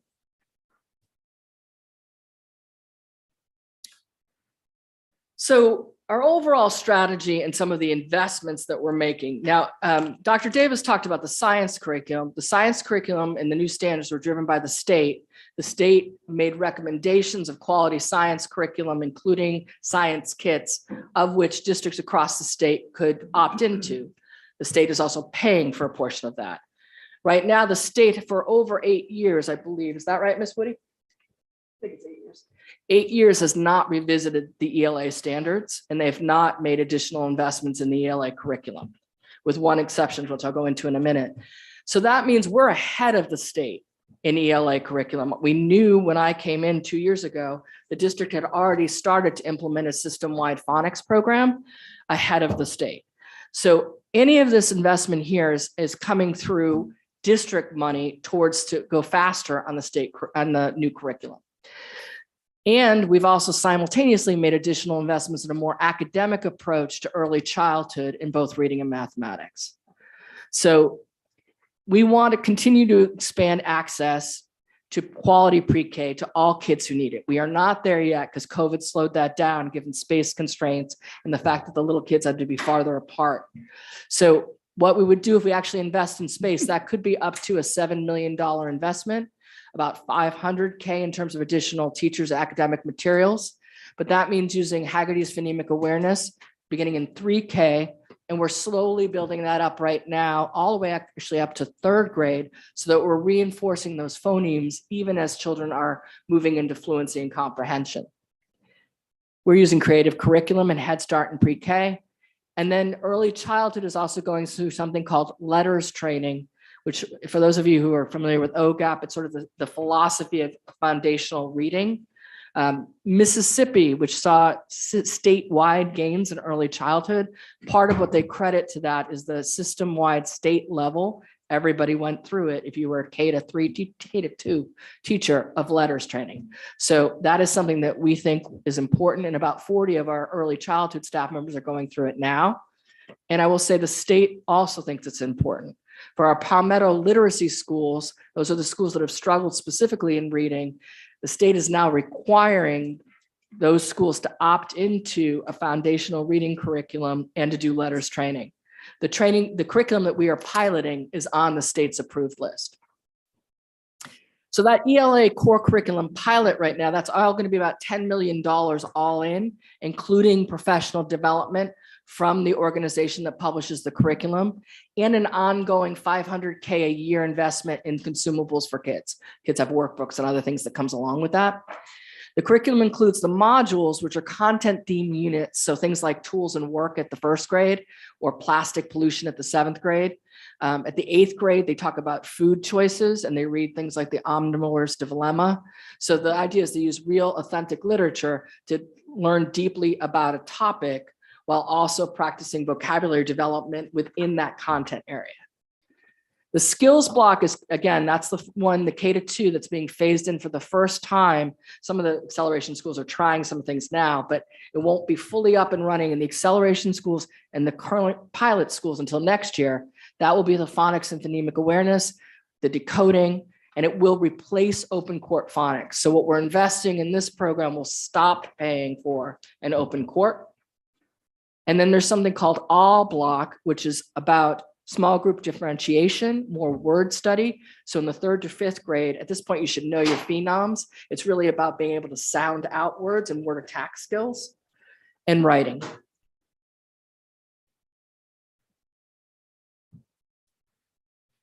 So for the schools that need it, once we're fully implementing the new curriculum, we'll have a longer literacy block in schools. It could be up to 200 minutes a day. We'll have letters training for all of K2. And then again, the organization that right now, that's the pilot, will provide training to principals, coaches, and teachers on the new curriculum.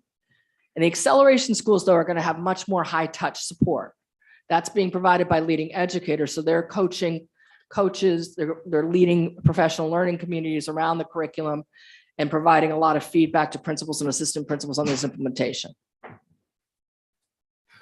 So that's where we are in things about literacy. As I go into the next phase, it's around what else are we doing around reading recovery. But I wanted to make sure that folks understood the massive change we're doing in terms of the system ELA investments. So for the acceleration schools, Maggie, would you mind going back one more time, just that last bullet? We're going to continue to stay the course and providing additional support to these schools as a placeholder with ESSA 2 primarily, and to a lesser extent ESSA 3. Right now, they have an extra hour of teacher work a week that we pay for so the teachers can do professional development. And we are exploring whether we should be giving some sort of extra bonus to those teachers for the extra demands that we're expecting of them. That will allow us to retain both teachers and principals in those schools that need it the most. Given the changes around the core curriculum, we have to think a lot about our reading intervention strategy, which I'm going to go through in a minute to give you a sense of what we do now. The idea is, like, if we're shifting how we start kids off, the baseline curriculum approach to English language and reading, then we don't know what we're going to need for intervention, because the new curriculum, in theory, should create less of a need for intervention.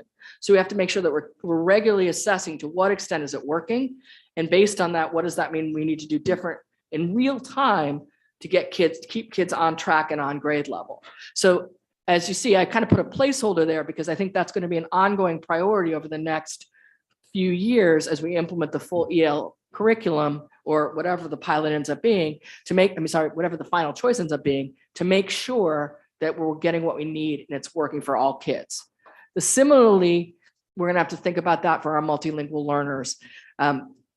Kids who come from other countries or whose native language is not English, they have a different phonemic awareness. I'm doing a very poor job of illustrating this. Their phonics are different in other languages. So making that transition, sometimes it's better to teach in the native language, sometimes it's not. We want to make sure that we figured out whether EL is working. I do think the strong results from Midland Park is a promising signal, because that student population is largely Hispanic. And so the fact that we're seeing such big growth in just a year gives us a good window that we're on the right track. We're going to continue to serve the summer enrichment program. This last year, we did it for 17 days because of the shorter summer. This coming year, we're doing it for 22 days. Our goal here is to make sure the kids want to be there. Right now, we're projected to serve over 3,000 kids.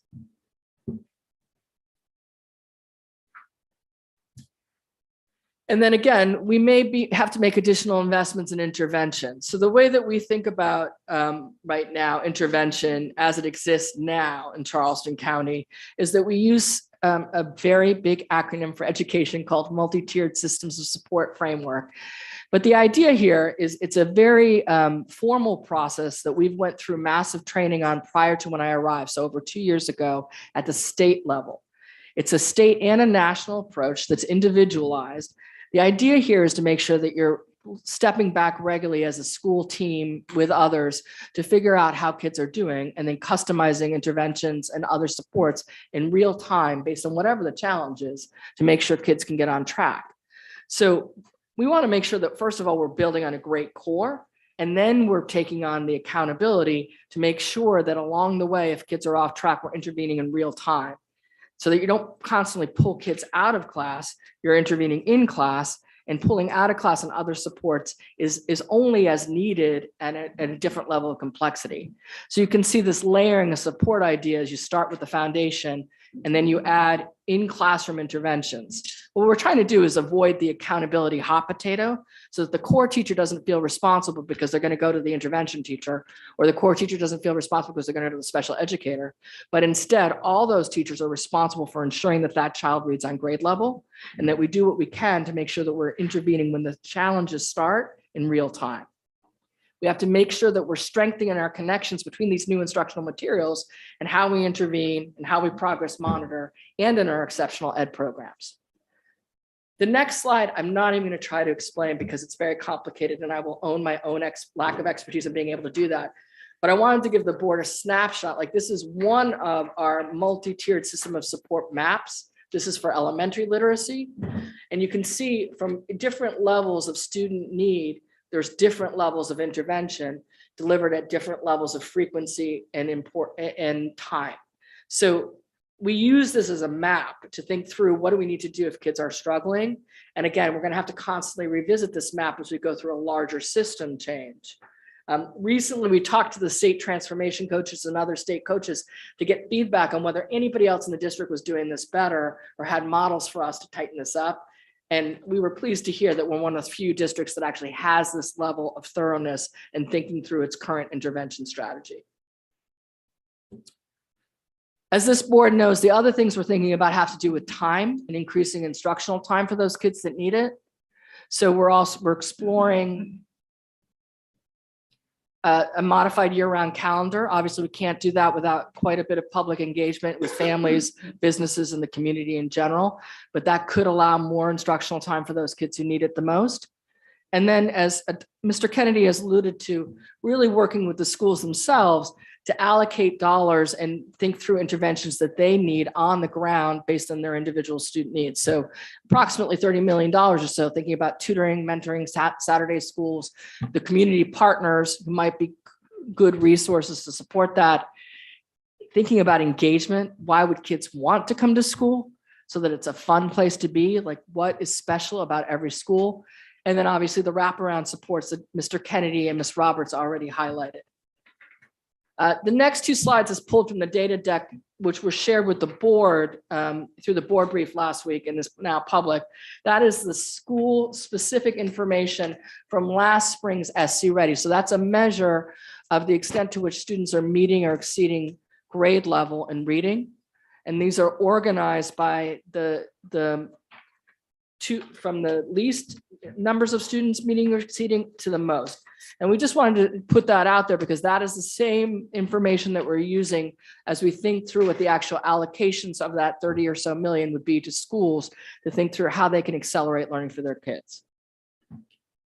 I hope that I addressed the board's specific question about what we're going to do differently, but Ms. Roberts and I and others are open to questions about the data deck from last week, as well as about this presentation to address the board's questions. Thank you, Ms. Belcher. We'll take questions now. Dr. Frazier. Earlier during the year, a team of my supporters and I looked at the SC Ready test results, and we looked at the disparities. And I'm wondering why we did not include the disparities in this study, because then it would identify where we need to expend those ESSA dollars. For instance, on table 1, we show that in 3rd grade, 55% of the kids are exceeding in math. But if we take a look at it and break it down into whites versus children of color, then we would show that there's a significant disparity in those kids who are not exceeding. And so I'm wondering whether we have done that in any of our information that we're presenting to the board, because that it would certainly show a different perspective on how we present this data to this board and to the public. And I guess the other point I wanted to make is that the research shows that by grade third, that's when we determine how successful children are going to be. And because CCSD decided to use grade 5, for whatever reason, that's not what the research is saying. But I just want to put it out there that the research shows that by grade 3, if a child is reading on grade level, then he's going to be better in school, in reading, in academic performance, and in his behavior. So I just wanted to put it out there and clarify that. But I'm particularly interested in disparities and how there is a huge difference between grade levels and poor kids and white kids and Black kids and kids of color. And I just wanted to know why it wasn't included in this report. It was included, ma'am. It was included in the data deck that was presented 2 weeks ago. I don't have the slide numbers, but it follows the quartile graphs. We dive more deeply into reading achievement by grade level, math achievement by grade level, and then the demographic data, specifically breaking out Black, Hispanic, white, female, male, general ed, special ed, gifted and talented qualified, non-gifted and talented qualified, not in poverty, people in poverty, English language learners, and non-English language learners. Okay, is it in this report? It's in the deck that was shared with the board 2 weeks ago for your review. Okay, I didn't, okay, all right. Okay, it's in the final board, okay. And it's also broken out, and the FastBridge data is similarly broken out by demographic data. That's the map. That's map that I was just alluding to, and then there's also FastBridge.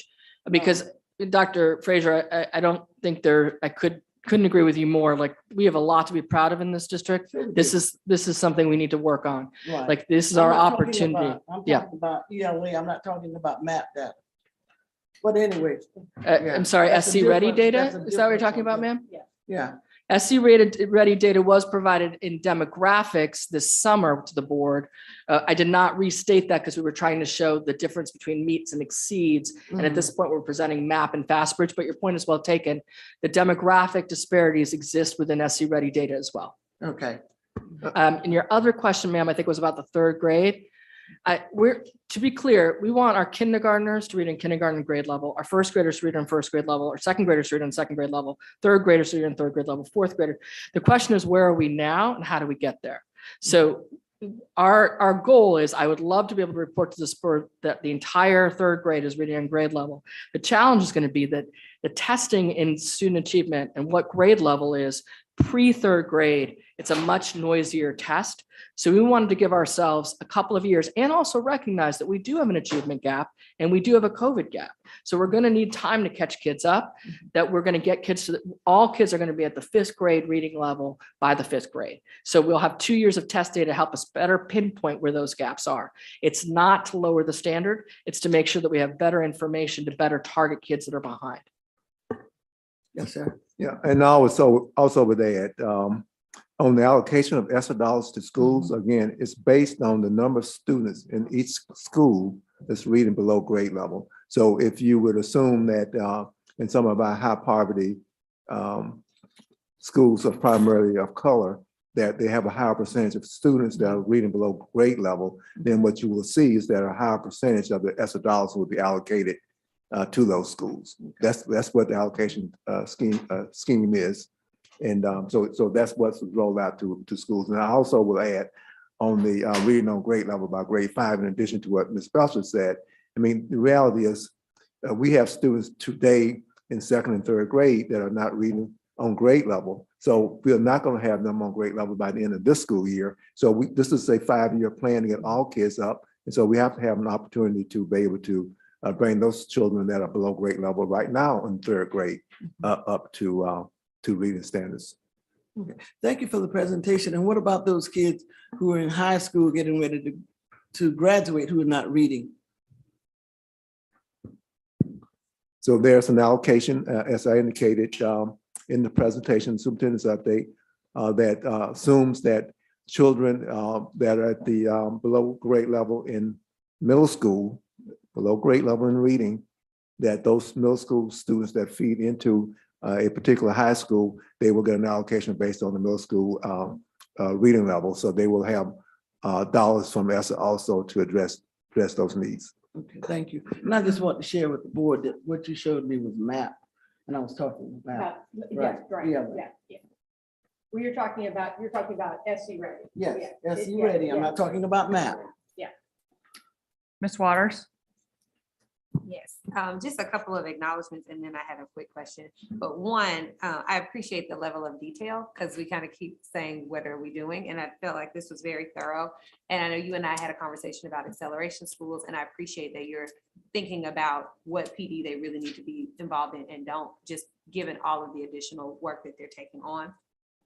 Because I know that comes up. So one, thank you for the responsiveness and for the detail. I did have a question, just tying into the superintendent's update where it mentioned expansion of 3K, 4K. And I noticed the dollar amounts here that you have. Were you intending to use ESSER funding to invest in this? I'm on the pillar 1 grade level investments, where you're talking about expanding access to quality pre-K. And I'm asking for a separate reason. So depending on the answer, we have another question. But is this ESSER funding or was this pre-allocated? So we did put in our original ESSER plan that went to the state, the idea of investing in pre-K and continuing to expand that. One of the limiting factors is space in buildings because of COVID, some of it, but also because where we probably have our greatest need, we have our tightest buildings. So how do we think through that? We're presenting to the cabinet tomorrow to weigh in so that we can come to this board with a recommendation, which is why it could be up to $7 million if we were going to do additional space in a similar way to the way Mr. Baroi was talking about space for thinking about what do you call them, Jeff? Trailers. But we're not those fancy things called learning pods and trailers. Sorry, sir. But we will come to the board with a recommendation. The state is also making investments in early childhood. So we're also trying to pay attention to what extent the state will subsidize some of this. So there's been additional grant money to add additional classes this year too. So that's why the vagueness is that the state may help pick up some of the price tag of us moving towards more meeting the entire need of the population that really does need early childhood. Okay, I think you saw where I was going, just very concerned about using ESSER funding for that. Right. So thank you. Ms. Coates? So help me, and I apologize for having asked this. What is high achievement, low growth? High achievement and low growth. Ms. Roberts, would you answer that? Because I'm afraid I'm going to say it wrong.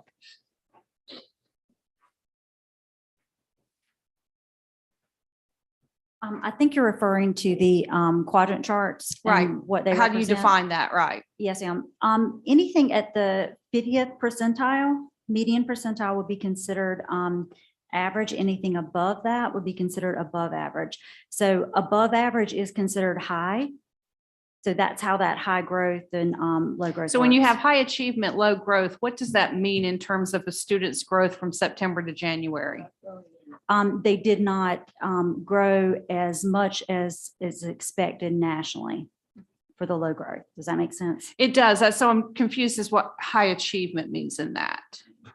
Achievement refers to the actual performance. Like you can have children who are performing high on an SE Ready assessment or a MAP assessment, but they may not grow as much during an instructional period as what maybe others might be growing nationally. That's what that's referring to. And so those quadrants and those growth numbers, were they growth between what was expected for that child and what that child did, or that growth between that child and a similar student in a similarly situated school? I'm trying to figure out if this is measuring the children's growth against what we expected them to grow.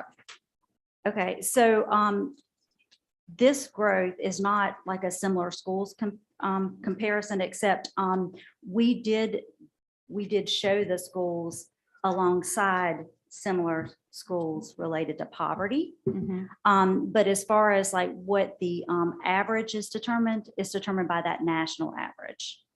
Okay. It's the students. It's the students, but it's the That's national correct. average, not what there wasn't a plan that said student is here and we want these 26 students in my class to be here by January. We want these 26 students to be somewhere where it was compared against the national growth by January. That's correct. Okay, and so my next question is, you had 2,764 kids in summer school last year, and I, like Ms. Waters, appreciate that you gave us so much information. You gave us the information on their growth. We have the effects that it had long-term in terms of the MAP growth from September to January. So what are the plans to do anything different next year, or which is rapidly coming in a few weeks? But right. how are you, we know we didn't lose anything. Right. We know it didn't hyper jump them to a level that they need to be to get them on any course. So we know we're somewhere in the middle. So what's the new plan? Yeah, it was like a percentile or so. One is we're adding more time. The 5 So it's, days. yeah, it's 17 to 22 days. The other is where, as you could see, one of the big deciding factors in the summer program was the extent to which kids attended regularly. So the more the kids were there, the better the impact. So really making sure that we're attending to getting the kids in the door and scheduled so that we're maximizing every seat. That's a huge piece of it. And we're trying to do a little bit more decentralization in that, because it was the first time we'd done a massive program at scale. A lot of energy wasn't just doing a program that was serving that number of kids. It was the first time we'd had busing provided. We're doing meals. Some of those kids were in unfamiliar buildings. Some of the adults were in unfamiliar buildings. So we're trying very much to make sure that our execution is tighter in terms of making sure that there's someone who knows the building, they can orient the faculty well at the very beginning. So there's less of lost instructional time to the operations issues and more maximizing instruction. And then there's a lot of thinking going on at the middle school level on how to really engage those kids differently. And we'll present to the board a more formal update on what our plans are in upcoming board meetings. But we're using what we learned last year to try to make that program even stronger. And then over time, this year, the curricular side, it's very much built around the Read to Succeed curriculum that we've used for the last few years as an effective intervention to getting kids on grade level. We built that out for K1, 2, and then above. But next year, we'll likely move to some hybrid with the new curriculum so that we're able to get kids ahead. Next year, as in a few weeks from now, or next year as in the following following year, summer? yeah. So the next year, or in a few weeks, what I'm hearing you say is the curriculum, et cetera, is going to basically stay the same, but we're going to tighten up the execution and try to get more kids, more delivery. I would say that the middle school curriculum might change, but Dr. Williams, I'm going to defer to you because I don't want to speak out of turn. So one of the things we're doing based on research from last year is we're looking at what we're utilizing. So we had teachers on last year develop a curriculum that we used for both reading and math. And while they did a really great job, an awesome job, we realized that we wanted to do something that was more tried and true that has some research behind it. So we're looking at some specific programs that we can train teachers on that encourages that small group instruction to use for both the reading and math at the middle school levels. Okay. So that's something that we do. We visited a few schools that are utilizing the programs in other districts because we don't currently have some of those models here. So that's what we can do at the middle school level to really look at what we're utilizing. And my last question, these dollar figures, are these budget figures or just you're giving us a feel for how much money we're investing overall over several years? There's different levels of detail to each of those. So the 7 million really would be if we did an investment in things like bringing in trailers to be able to add kindergarten, pre-K classes to those school buildings. So there's a budget behind it. The question is, are we going to ask for that budget? It does cost us straight up $10 million to get to scale with the EL curriculum. That is all built out with all the supporting materials and the other pieces. As you can see, some of the places where I say unknown, that's because I could tell you what it costs us now, but the question is how much change is really coming? And we want to make sure that we have a little bit of money set aside for that.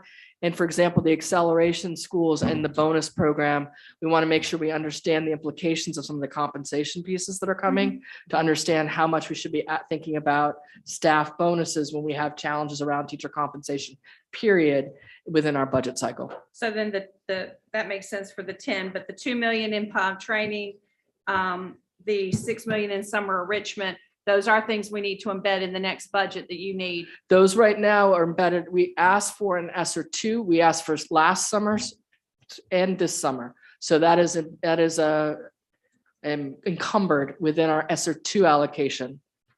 Thank you. Ms. Carefully, do you have a question? More so just a statement. Thank y'all very much for all of this. And the follow-up questions help me make more sense of it. Ms. Coker, you said phonetics. You said phonetics, teaching the kids to read. It's like something that was like culturally, that's cultural. I just want to think and say that, behavior, teaching our children, that's, kind of cultural too. You also made a statement, I think, in reference to Hispanic and what area of school would be like a perfect place to like implement something simply because it was like Hispanic. I just hope when we think of things like that, that we don't just, and I know when we implement schools and we implement pilot programs and say that we're going to start here simply because we think this is simply might be a good fit because of poor people or simply because of Black people or simply because of Hispanic people. That makes sense. So when I think of implementation and we ask how we start these pilot programs, I hope we don't think just because we think it's a good fit, that's why we start introducing some of these things going forward. And also, when I look at why in reading and having, again, the way we implement, and I see that we're going to get rid of open court and start doing something else. Having a 23, 18-year-old and 8, I never heard of open court until he got to open court, which is why I'm sure a lot of parents never heard of open court. And so now that I'm dealing with open court, what are you going to do to help me learn what's coming next? The same way we're educating our teachers about open court. How do we do that to make sure that the parents are staying on task too? Because some parents don't, never heard of open court because they're not there with their children. So here we are again, getting ready to rigorously educate our educators so they can rigorously educate our children that need to be educated, right? And then we wonder why our children get so confused and get lost sometimes because every few years, this is what we're rigorously doing in certain places that we feel like is a good fit. So thank you. No, thank you. I think your point is well taken, Mrs. Coakley. Like ideally, probably would have made the comprehensive curriculum decision at the time we made open court decision a few years ago. But I also think at that time that we didn't realize the gap and thought the state was going to make, didn't realize that we didn't realize that it was a whole system gap in curriculum and that the state was not going to make a move on ELA standards. At that point, they had said that they were. So, it's unfortunate that we're going to change phonics programs potentially twice in the last few years.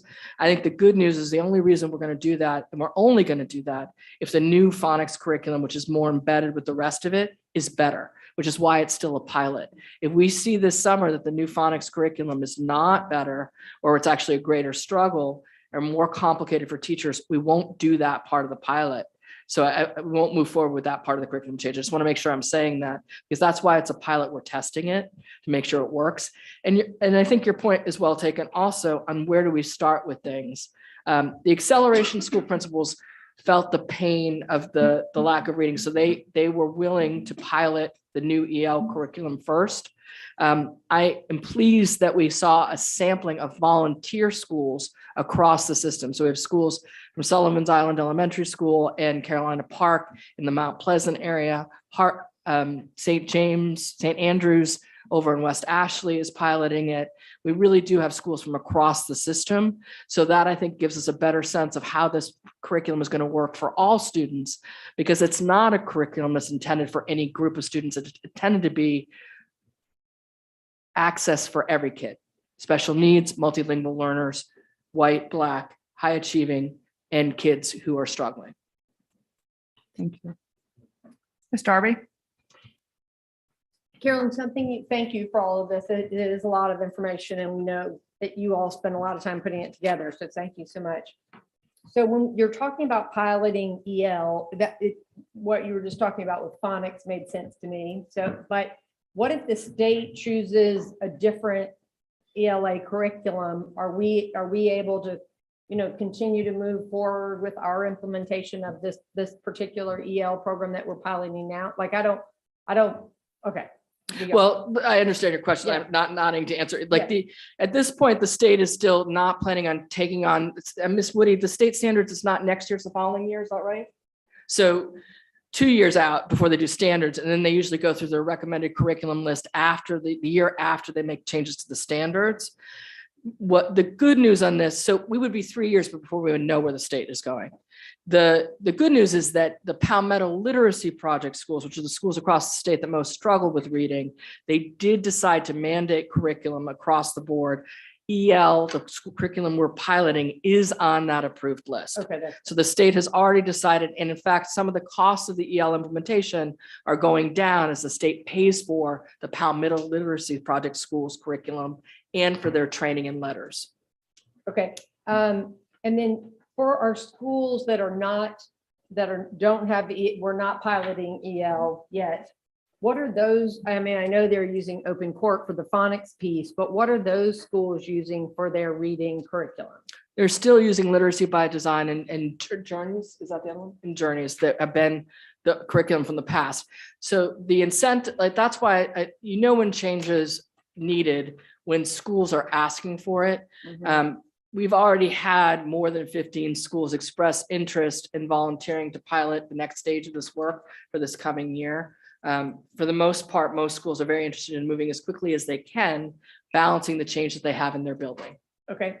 And then a year or two ago, we had a lot of discussion about dyslexia and Orton Gillingham and implementing that so that we were catching kids earlier who had dyslexia.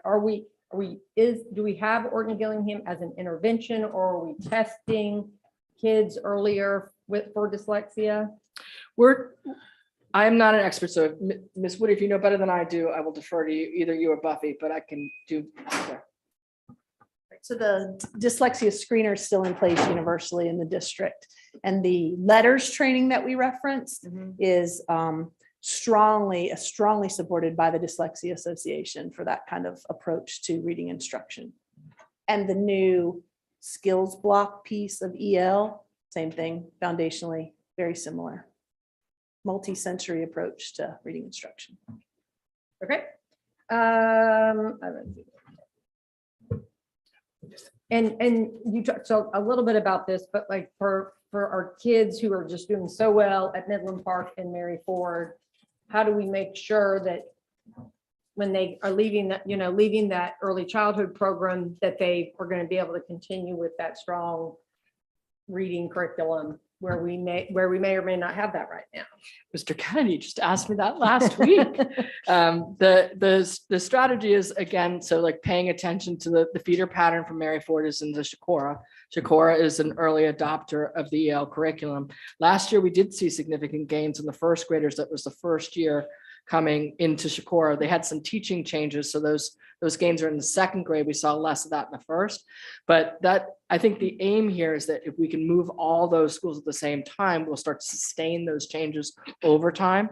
Similarly, Pinehurst is the feeder school from Midland Park. So thinking about what does that school look like? And they're thinking about where they're going to be in terms of the pilot of the ELA curriculum. So we've got to, I think it's both and. Okay. I worry about the system, but that transition piece of building on the momentum, we've got to make sure we stay tight on that too. So real quick, I'm gonna use my 32 seconds there. As someone who will be rotating off the board in November, one of the main reasons I ran for the school board was to see significant progress in having our kids be able to read. And I think you all have done fantastic things in the 7, almost 8 years that I've been on the board, and I so appreciate that. I want to see some more progress, and I want to do whatever it's, as we know, if our kids can't read, they can't do any of the other things that they need to do in school. So whatever I don't want to speak for the whole board, but I'm going to support whatever we can do to have things in place so that our teachers can teach our kids to read. So thank you. Dr. French? Oh, yes, thank you. I'm thinking about how the board should be working on setting goals that are student outcomes oriented, but that also are going to help challenge us to look at where we need to do the most progress. For instance, in some of those schools where the percentage of students not at grade level is well over 50%, 80% even. So I'm glad that we're focusing funding in those areas, but I also think we need to talk about what are the leading indicators that tell us whether students are going to be able to succeed later on. If a child comes into a classroom and they've never experienced reading a book, if they don't even know what to do with a book, what are we doing there? How are we trying to change adult behaviors in the community even that would help those students? And I know this is not all our responsibility, but how do we assess that? How do we reach the parents that didn't come to summer school last year, didn't bring their kids to summer school last year, even though you had a fantastic recruitment program and more successful than ever before? I'm really glad to see that, but I'm worrying about those missing students that didn't get to the program. And did they arrive at school that fall even further behind? Did they arrive without having any skills? What are we going to do to make sure we really reach the kids that need the most supports? And how are we going to address that when we have so many things we're going to throw at them when they get there? How do we help them without overwhelming them? I appreciate the question. It echoes, I think, to the question that Reverend Mack asked me last summer when we were looking at MAP and SC Ready and other data, like how are we going to get on track? Because we're not. And there's not a simple answer to that. And I think you know that when you ask the question. It is doing the community partners on the ground to get more parents into schools, to get stronger early childhood, to get a more academic pre-service kindergarten program, pre-K program, greater access to the kids that need it the most. It is building the capacity of our reading teachers and anyone who touches reading to be able to really support all kids and build relationships with them so that they want to be in school and trust that their teacher has their back and wants what's best for them. It is doing restorative practice so kids are more likely to stay in school and not be put out for a discipline offense or other offense. It is making sure that we're rewarding our educators, whether it's through a compensation increase by the state or through performance bonuses or through making sure that we're rewarding acceleration school principals, acceleration school teachers for the extra work that we ask of them. And it is like not doing it all ourselves, but having real rich partnerships with so many community-based organizations that are willing to help and know better than we do about things like housing, poverty, second language learners, and all those things. So I think the whole "it takes a village." We are lucky in Charleston County that we played really good defense on COVID to get to the next stage and to really close achievement gaps and put us on track to be the world-class school district that I think we can be. We're going to need everybody to do their part and play their role. And I appreciate the question because I want to make sure I'm saying over and over again is this is not easy work and it's not a quick fix. I am very bad at thanking people, Dr. French, but I mean, I appreciate the questions and the rigor of the questions from this board and making us ask and present data. I want to make sure I give props to the curriculum instruction team who did some of these curriculum shifts long before I got here to set us up regularly. I know it's too much information in the deck on the data, but we're trying to make sure you see everything we see. So please let us know what would be better. But thanks to Buffy Roberts, who runs that data to 7, 8 different things. And then I say, could you run it one more time with this variable?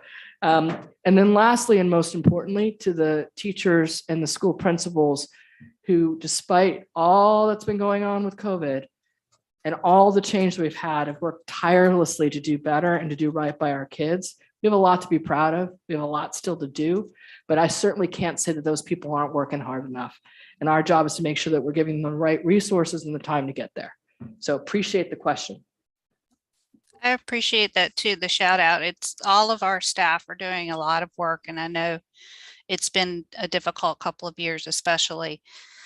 I do want to think, I hope that the board will think about this too, that maybe we need to look at goals that support this vision in terms of we need to understand what's achievable and we need to understand what's challenging, but also what population of students do we need to set the goals for? Is it the population that at this time we know is so far behind, or do we want to look at the whole district?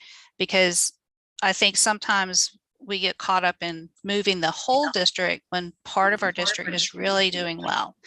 And what I sometimes think about teasing out goals in terms of, well, the kids who are already achieving well, we want to make sure they're not sliding, that they're still having opportunities to grow. But for the kids who are really far behind, and not at reading level, maybe we need a separate goal to really focus in on bringing that group up. And so I hope that we can have some conversations about that, that will help us get to some strong goals that will really support this vision. Great. Thank you. Any additional questions? Thank you, Ms. Belcher. Welcome. Ms. Roberts. Yep. Thanks, everybody who contributed to that. All right, now we're on to 6 other board committees. Audit and Finance Committee meeting review. Ms. Green? We will be presenting 5 action items and 3 information items at the board meeting. And as always, if anyone has any questions, feel free to contact me or Mr. Shauna is still out, right? So Mr. Kennedy or Jeff, Mr. Sorry. Yeah. Ms. Green, talk in the mic next time so they can hear you on Pardon? Zoom. I said talk in the mic next time so they can hear you. Oh, on I Zoom. just said, I'm sorry. The Audit and Finance Committee will be presenting 5 action items that are listed on the agenda today, as well as 3 information items. And if anyone have any questions, you can contact Ms. Kennedy, Ms. Barori, or myself between now and the regular scheduled board meeting, if you have any questions about those items. Okay. Nobody has any questions right this minute, so, all right. Next topic, 7A, legislative update. So we're coming back to you. Good afternoon, Mr. Chairman, members of the board. I will, I guess, start with some of the key legislation we've been tracking this year. As far as last week goes, Vision to Learn, the mobile optometry unit, and the South Carolina Optometric Association reached a compromise in the form of a bill last week that passed the House. So that bill is now headed to the Senate, and it allows that mobile unit to continue operations as normal. So that was last week. Also last week, the House Education and Public Works Committee held another meeting on several critical race theory bills.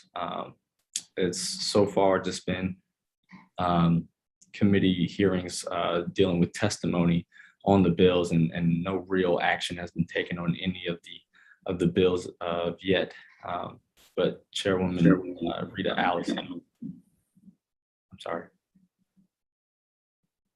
I thought somebody said something. So Chairwoman Rita Allison has stated that the committee will continue its work in full committee on the bills, but no more public testimony will be heard on those bills. And lastly, the Senate Education Committee has continued to do its work on S935, which is the Education Scholarship Account bill. So far, the bill has been carried over in the Senate committee, and there's no new committee meeting to date. So we'll revisit that later. But as far as the state funding formula goes, just to come back to it, I guess Superintendent Kennedy did a wonderful job of presenting that to you guys. And again, members of the House are just requesting clarification on that funding formula proviso, as mentioned by Superintendent Kennedy. And for districts who already meet that salary minimum, members are being told that the proviso does not require them to go above. That's at least how it's being presented to them. The proposal is set to most likely receive some debate on the floor this week, and we will keep you all updated on the amendment I mentioned earlier from Representative Felder on possibly striking that proviso, and what kind of support she may have or may not have for that amendment. So we will get that amendment language also to you all as soon as we have it. So that's all from me, and I will do my best to answer any questions you all may have. Okay, so any questions for Mr. Butler? Yes, I stepped out of the room. Can you repeat all of that over again? He's I got you. kidding. I got you. Just kidding. He's kidding. All right, anybody that really have any questions? I have one quick question. All right, quick question. The legislative reports we used to get on Fridays, and lately we've been getting them over the weekend, and I'm curious where the breakdown is. That breakdown most likely is on me. I'm probably getting them to Dr. Taylor a little too late in the evening on Friday. I apologize for that. I will make it a little more timely in the day to get them to her. So you all have them before the weekend starts. But I apologize. That breakdown is on me. So it's not a big issue for me getting it on the weekend. I want the information to be accurate. So that's important. So I'm fine with it over the weekend. Just make sure it's accurate. Yeah. Yeah, it is a lot to compile, but I will definitely make a stronger effort to get that to you guys before. Well, as session moves along, there is more information. Right, right. Right, because it's starting to get more at the provisos, amendments. Right. Right. Yeah, so I think what we're hearing from the board is you're busy in session, as long as we get it, before that Monday morning, we should be okay. Absolutely. You or Mr. Kennedy may have talked about this, but in the proviso, does the proviso still take into account the index for tax paying ability, or does that not apply? Oh, well, shit. Okay, sorry. Yeah, so the proposed budget is includes a revision to the state funding formula. In that revision, the index of tax paying ability still applies. It still applies, just like it applied in the old formula. And it's beating a dead horse, but I wish there'd be some support at some point to do away with all of that, because it just once we change from the property tax funding, it just seems silly to have the whole index. Anyway, but I'm just talking to myself. Okay, anybody else have any questions for Mr. Butler? Okay, thank you very much for joining us. Next item on the agenda is 7B, and it's the South Carolina School Boards Association call for nominations, resolutions, and amendments. So and Cindy, you can hop in if you want to, but if you looked at the attachment, basically they're asking for boards to submit anything like we might want them to take on the whole index of tax paying ability and getting that changed, or any of the legislative kind of issues, advocacy issues for their meeting in December. The deadline is June 13th. They also will be voting on officers, and our Charleston regional seat will be up. So nothing we need to do today, but if there is something that we as a board want to submit to them that we want them to tackle from an advocacy or legislative standpoint, this is the process. So nothing today as far as the changes or the recommendation, but however, for the regional part of it, the director's position, Yes. we do need to look at the fact that the board will be revamping itself to single member district. So that means that every board member seat will be up come November. However, Ms. Coates' term ends in December, I believe. So what I would like the board to do is to allow me to send a letter to the executive director for the South School Board Association, Scott Price, asking that the board be allowed to take this up or make the appointment in December or at the November board meeting, and then at the legislative conference in December, that person can be appointed and then sworn in at that particular point in time. That would seem to make sense, since we don't know who's going to be on the board until after the November election. Yep. I think I would support that. I think that's a reasonable thing because it's the only time in the history that we're all gonna have all 9 seats up. We don't have anybody that will still be here in December that we know. Right. And we have some that definitely will not be, so. There are some that won't. Yeah. Joyce and I. So if is that the consensus of the board, then I will move accordingly. Yeah, does that sound good to everybody? Okay. All right, so the next item on the agenda is the superintendent search, and I'll let Reverend Matt talk about that, but we do have the attached little bios for each of the search firms that were provided to us by Mr. Mazik. So Reverend Matt, do you want to comment on next steps? Yeah, so everyone has received the packet information. There is a number of firms that have been given for you to review. However, what I would like to do is, and I don't know if everyone have had the opportunity to really dive through and have specific questions as to requirement as far as each firm is concerned. And if you have not done that thus far, what I would like to do is appoint an ad hoc committee to do just this, to look at, as everyone is looking at the different firms you have in your possession and reviewing them, have your deep diving questions about each firm and sending it to the committee, having the committee to vet all of those out and then bring it back to the full board in recommendation according to the different firms that has been submitted, so that review can happen. So you have a core team to do that work. And I'm asking Joyce Green if she would chair this ad hoc committee for me. Yes, I'm sure she'd love to. Ms. Green. I was dying and hoping that you would ask me to do that.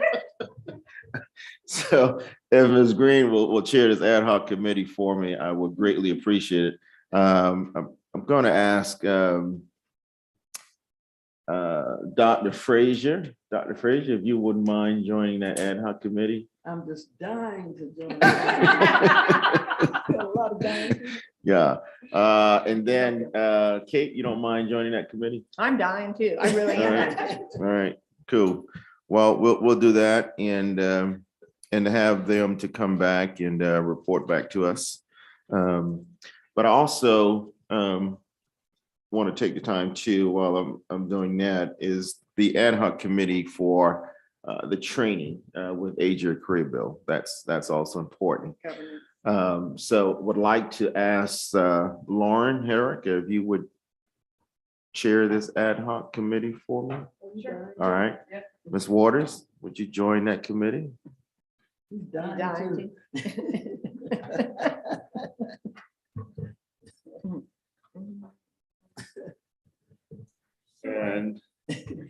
And I'm going to ask, I lost my train of thought.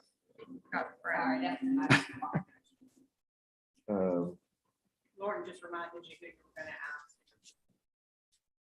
Yeah. So I said Ms. Waters, right? Yep. And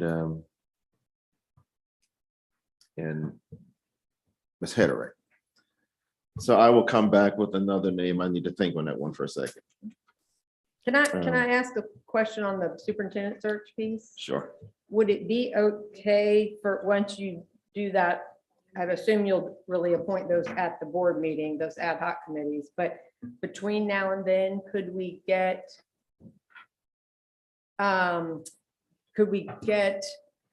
some input from staff, whether we have to, for getting a search firm, do we have to go through the normal procurement process, or what our procurement policy says about that? Could we ask for that information between now and the board meeting? So we can refer that to Maybe to Ms. to the committee itself. Okay. To research that. But however, I would like to, I'm sorry, I'd like to do a motion. Dwayne's got some.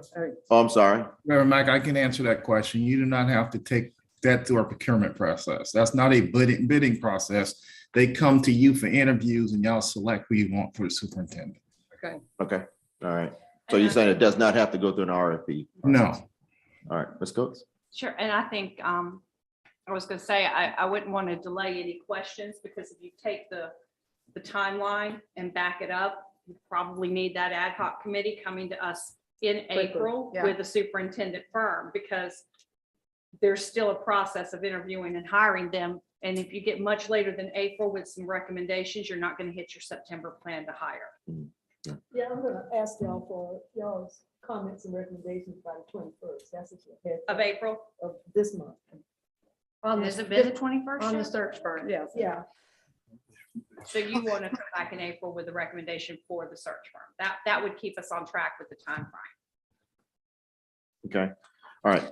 So before we So- move, further, let me, I have a question. okay, Dr. French? For both of these committees, I guess I'm wondering, they're part of the process of the governance training is to set up 4 ad hoc committees. So including something about the superintendent search. So I'm not sure how this fits into that. It doesn't. This is, Yeah. it doesn't. So we're going to make decisions that are contrary to what we just voted to do, which is follow this timeline. Well, it's not contrary because we have the ad hoc committee policy already allows ad hoc committees to be appointed and or to be voted upon. So your timeline on your governance piece is something that we're about to initiate or to engage into. So as that timeline becomes defined and as we begin to work through those processes, then we can address those issues. But we have policies in place that will allow us to continue to move forward. Yes, right. I understand. I just thought you said that it didn't align with the timeline. And that's why I asked that question. About the timeline, but however, so I'm going to move that the search ad hoc committee consists of Joyce Green, Helen Frazier, and Kate Darby. They all have agreed. I'll make a motion for that ad hoc committee to be formulated.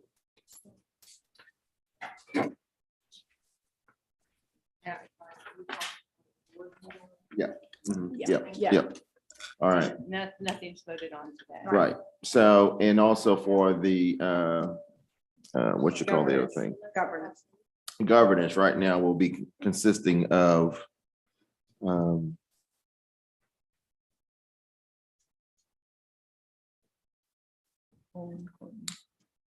Ms. Hederick and, Ms. Waters, and I will come back, with another name by then to, complete that committee. Any questions? Okay, so we can go ahead, if we have any thoughts on the search stuff, we can go ahead and be giving that to Joyce and we'll take action Yes. on those ad hoc. Okay, great. All righty. Okay, last couple items, just, we have a special call board meeting, so don't run away and leave this evening or this afternoon. Our board meeting's on the 28th, and then just please make sure you note in April, we have a joint committee of the whole and regular board meeting because of spring break, which hopefully everybody here will be enjoying somewhere relaxing. So April 25th is our committee of the whole and the regular board meeting. Any other questions? Reverend Mack, when do you want to reconvene for the special call meeting? Can we have like a 5-minute break? 3:40. So we have a 6-minute break. All right, do I have a motion to adjourn? So All right, meeting is adjourned.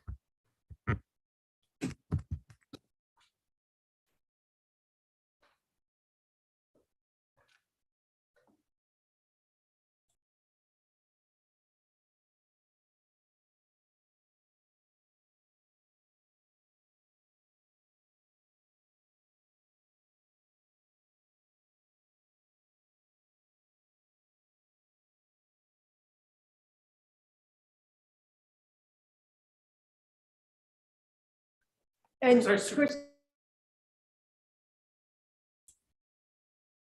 Hello?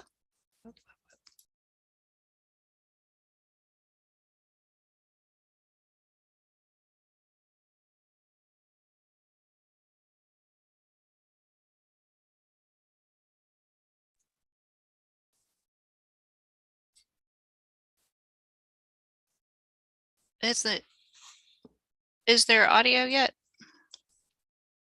We can hear you. Okay, now I can hear you. Thanks.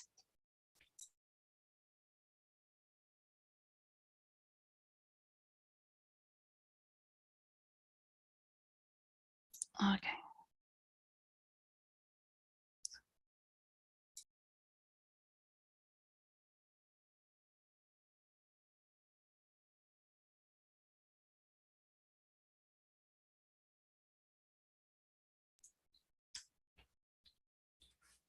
I'm sad I can't hear your small talk.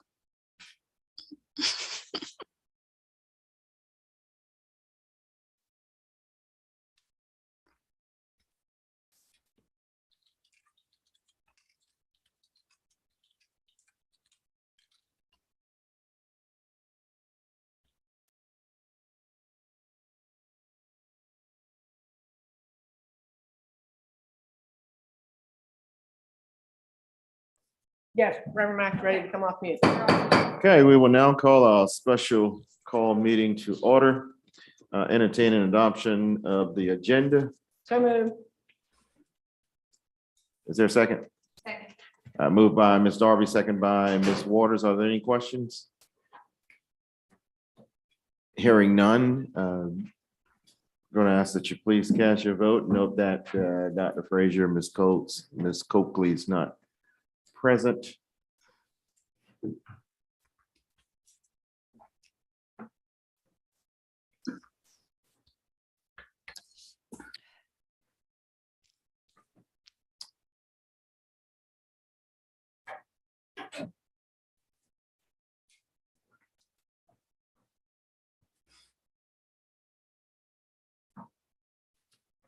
We waiting on anyone, Julie?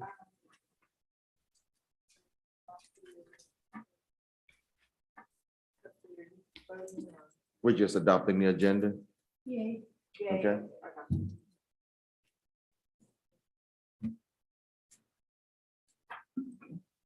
All right, that motion passes. And then motion to go into executive session. So moved.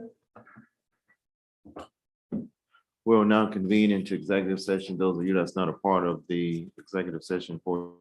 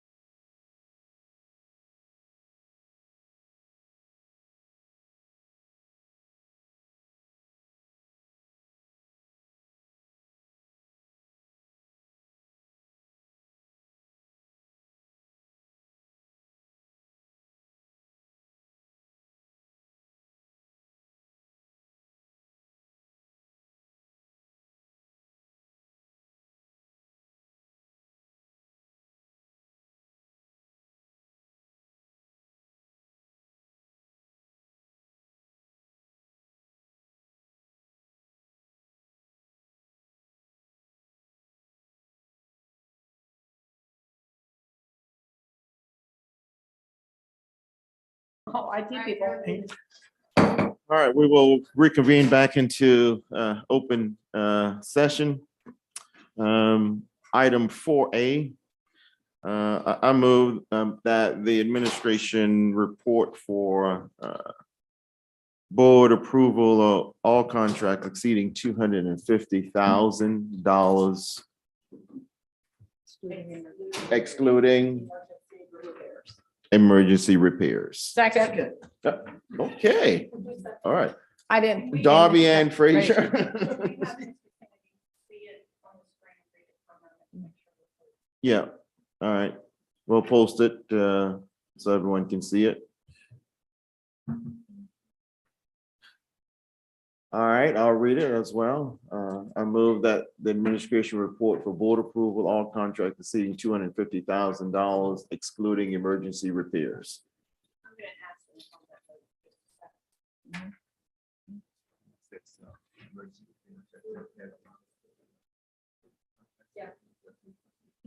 Yeah.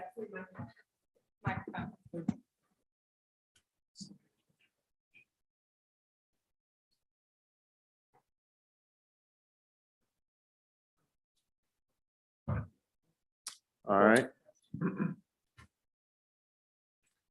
All right, are there any questions? Hearing none, we ask that you please cast your vote. Log out early. Yeah, yeah.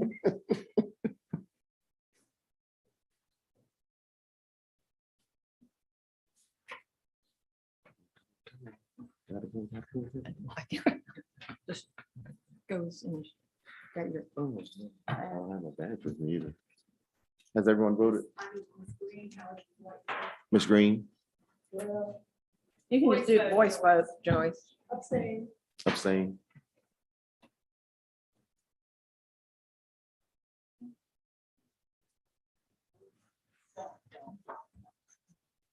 All right, that motion passes. Entertain a motion for adjournment. So move. This meeting is now officially adjourned.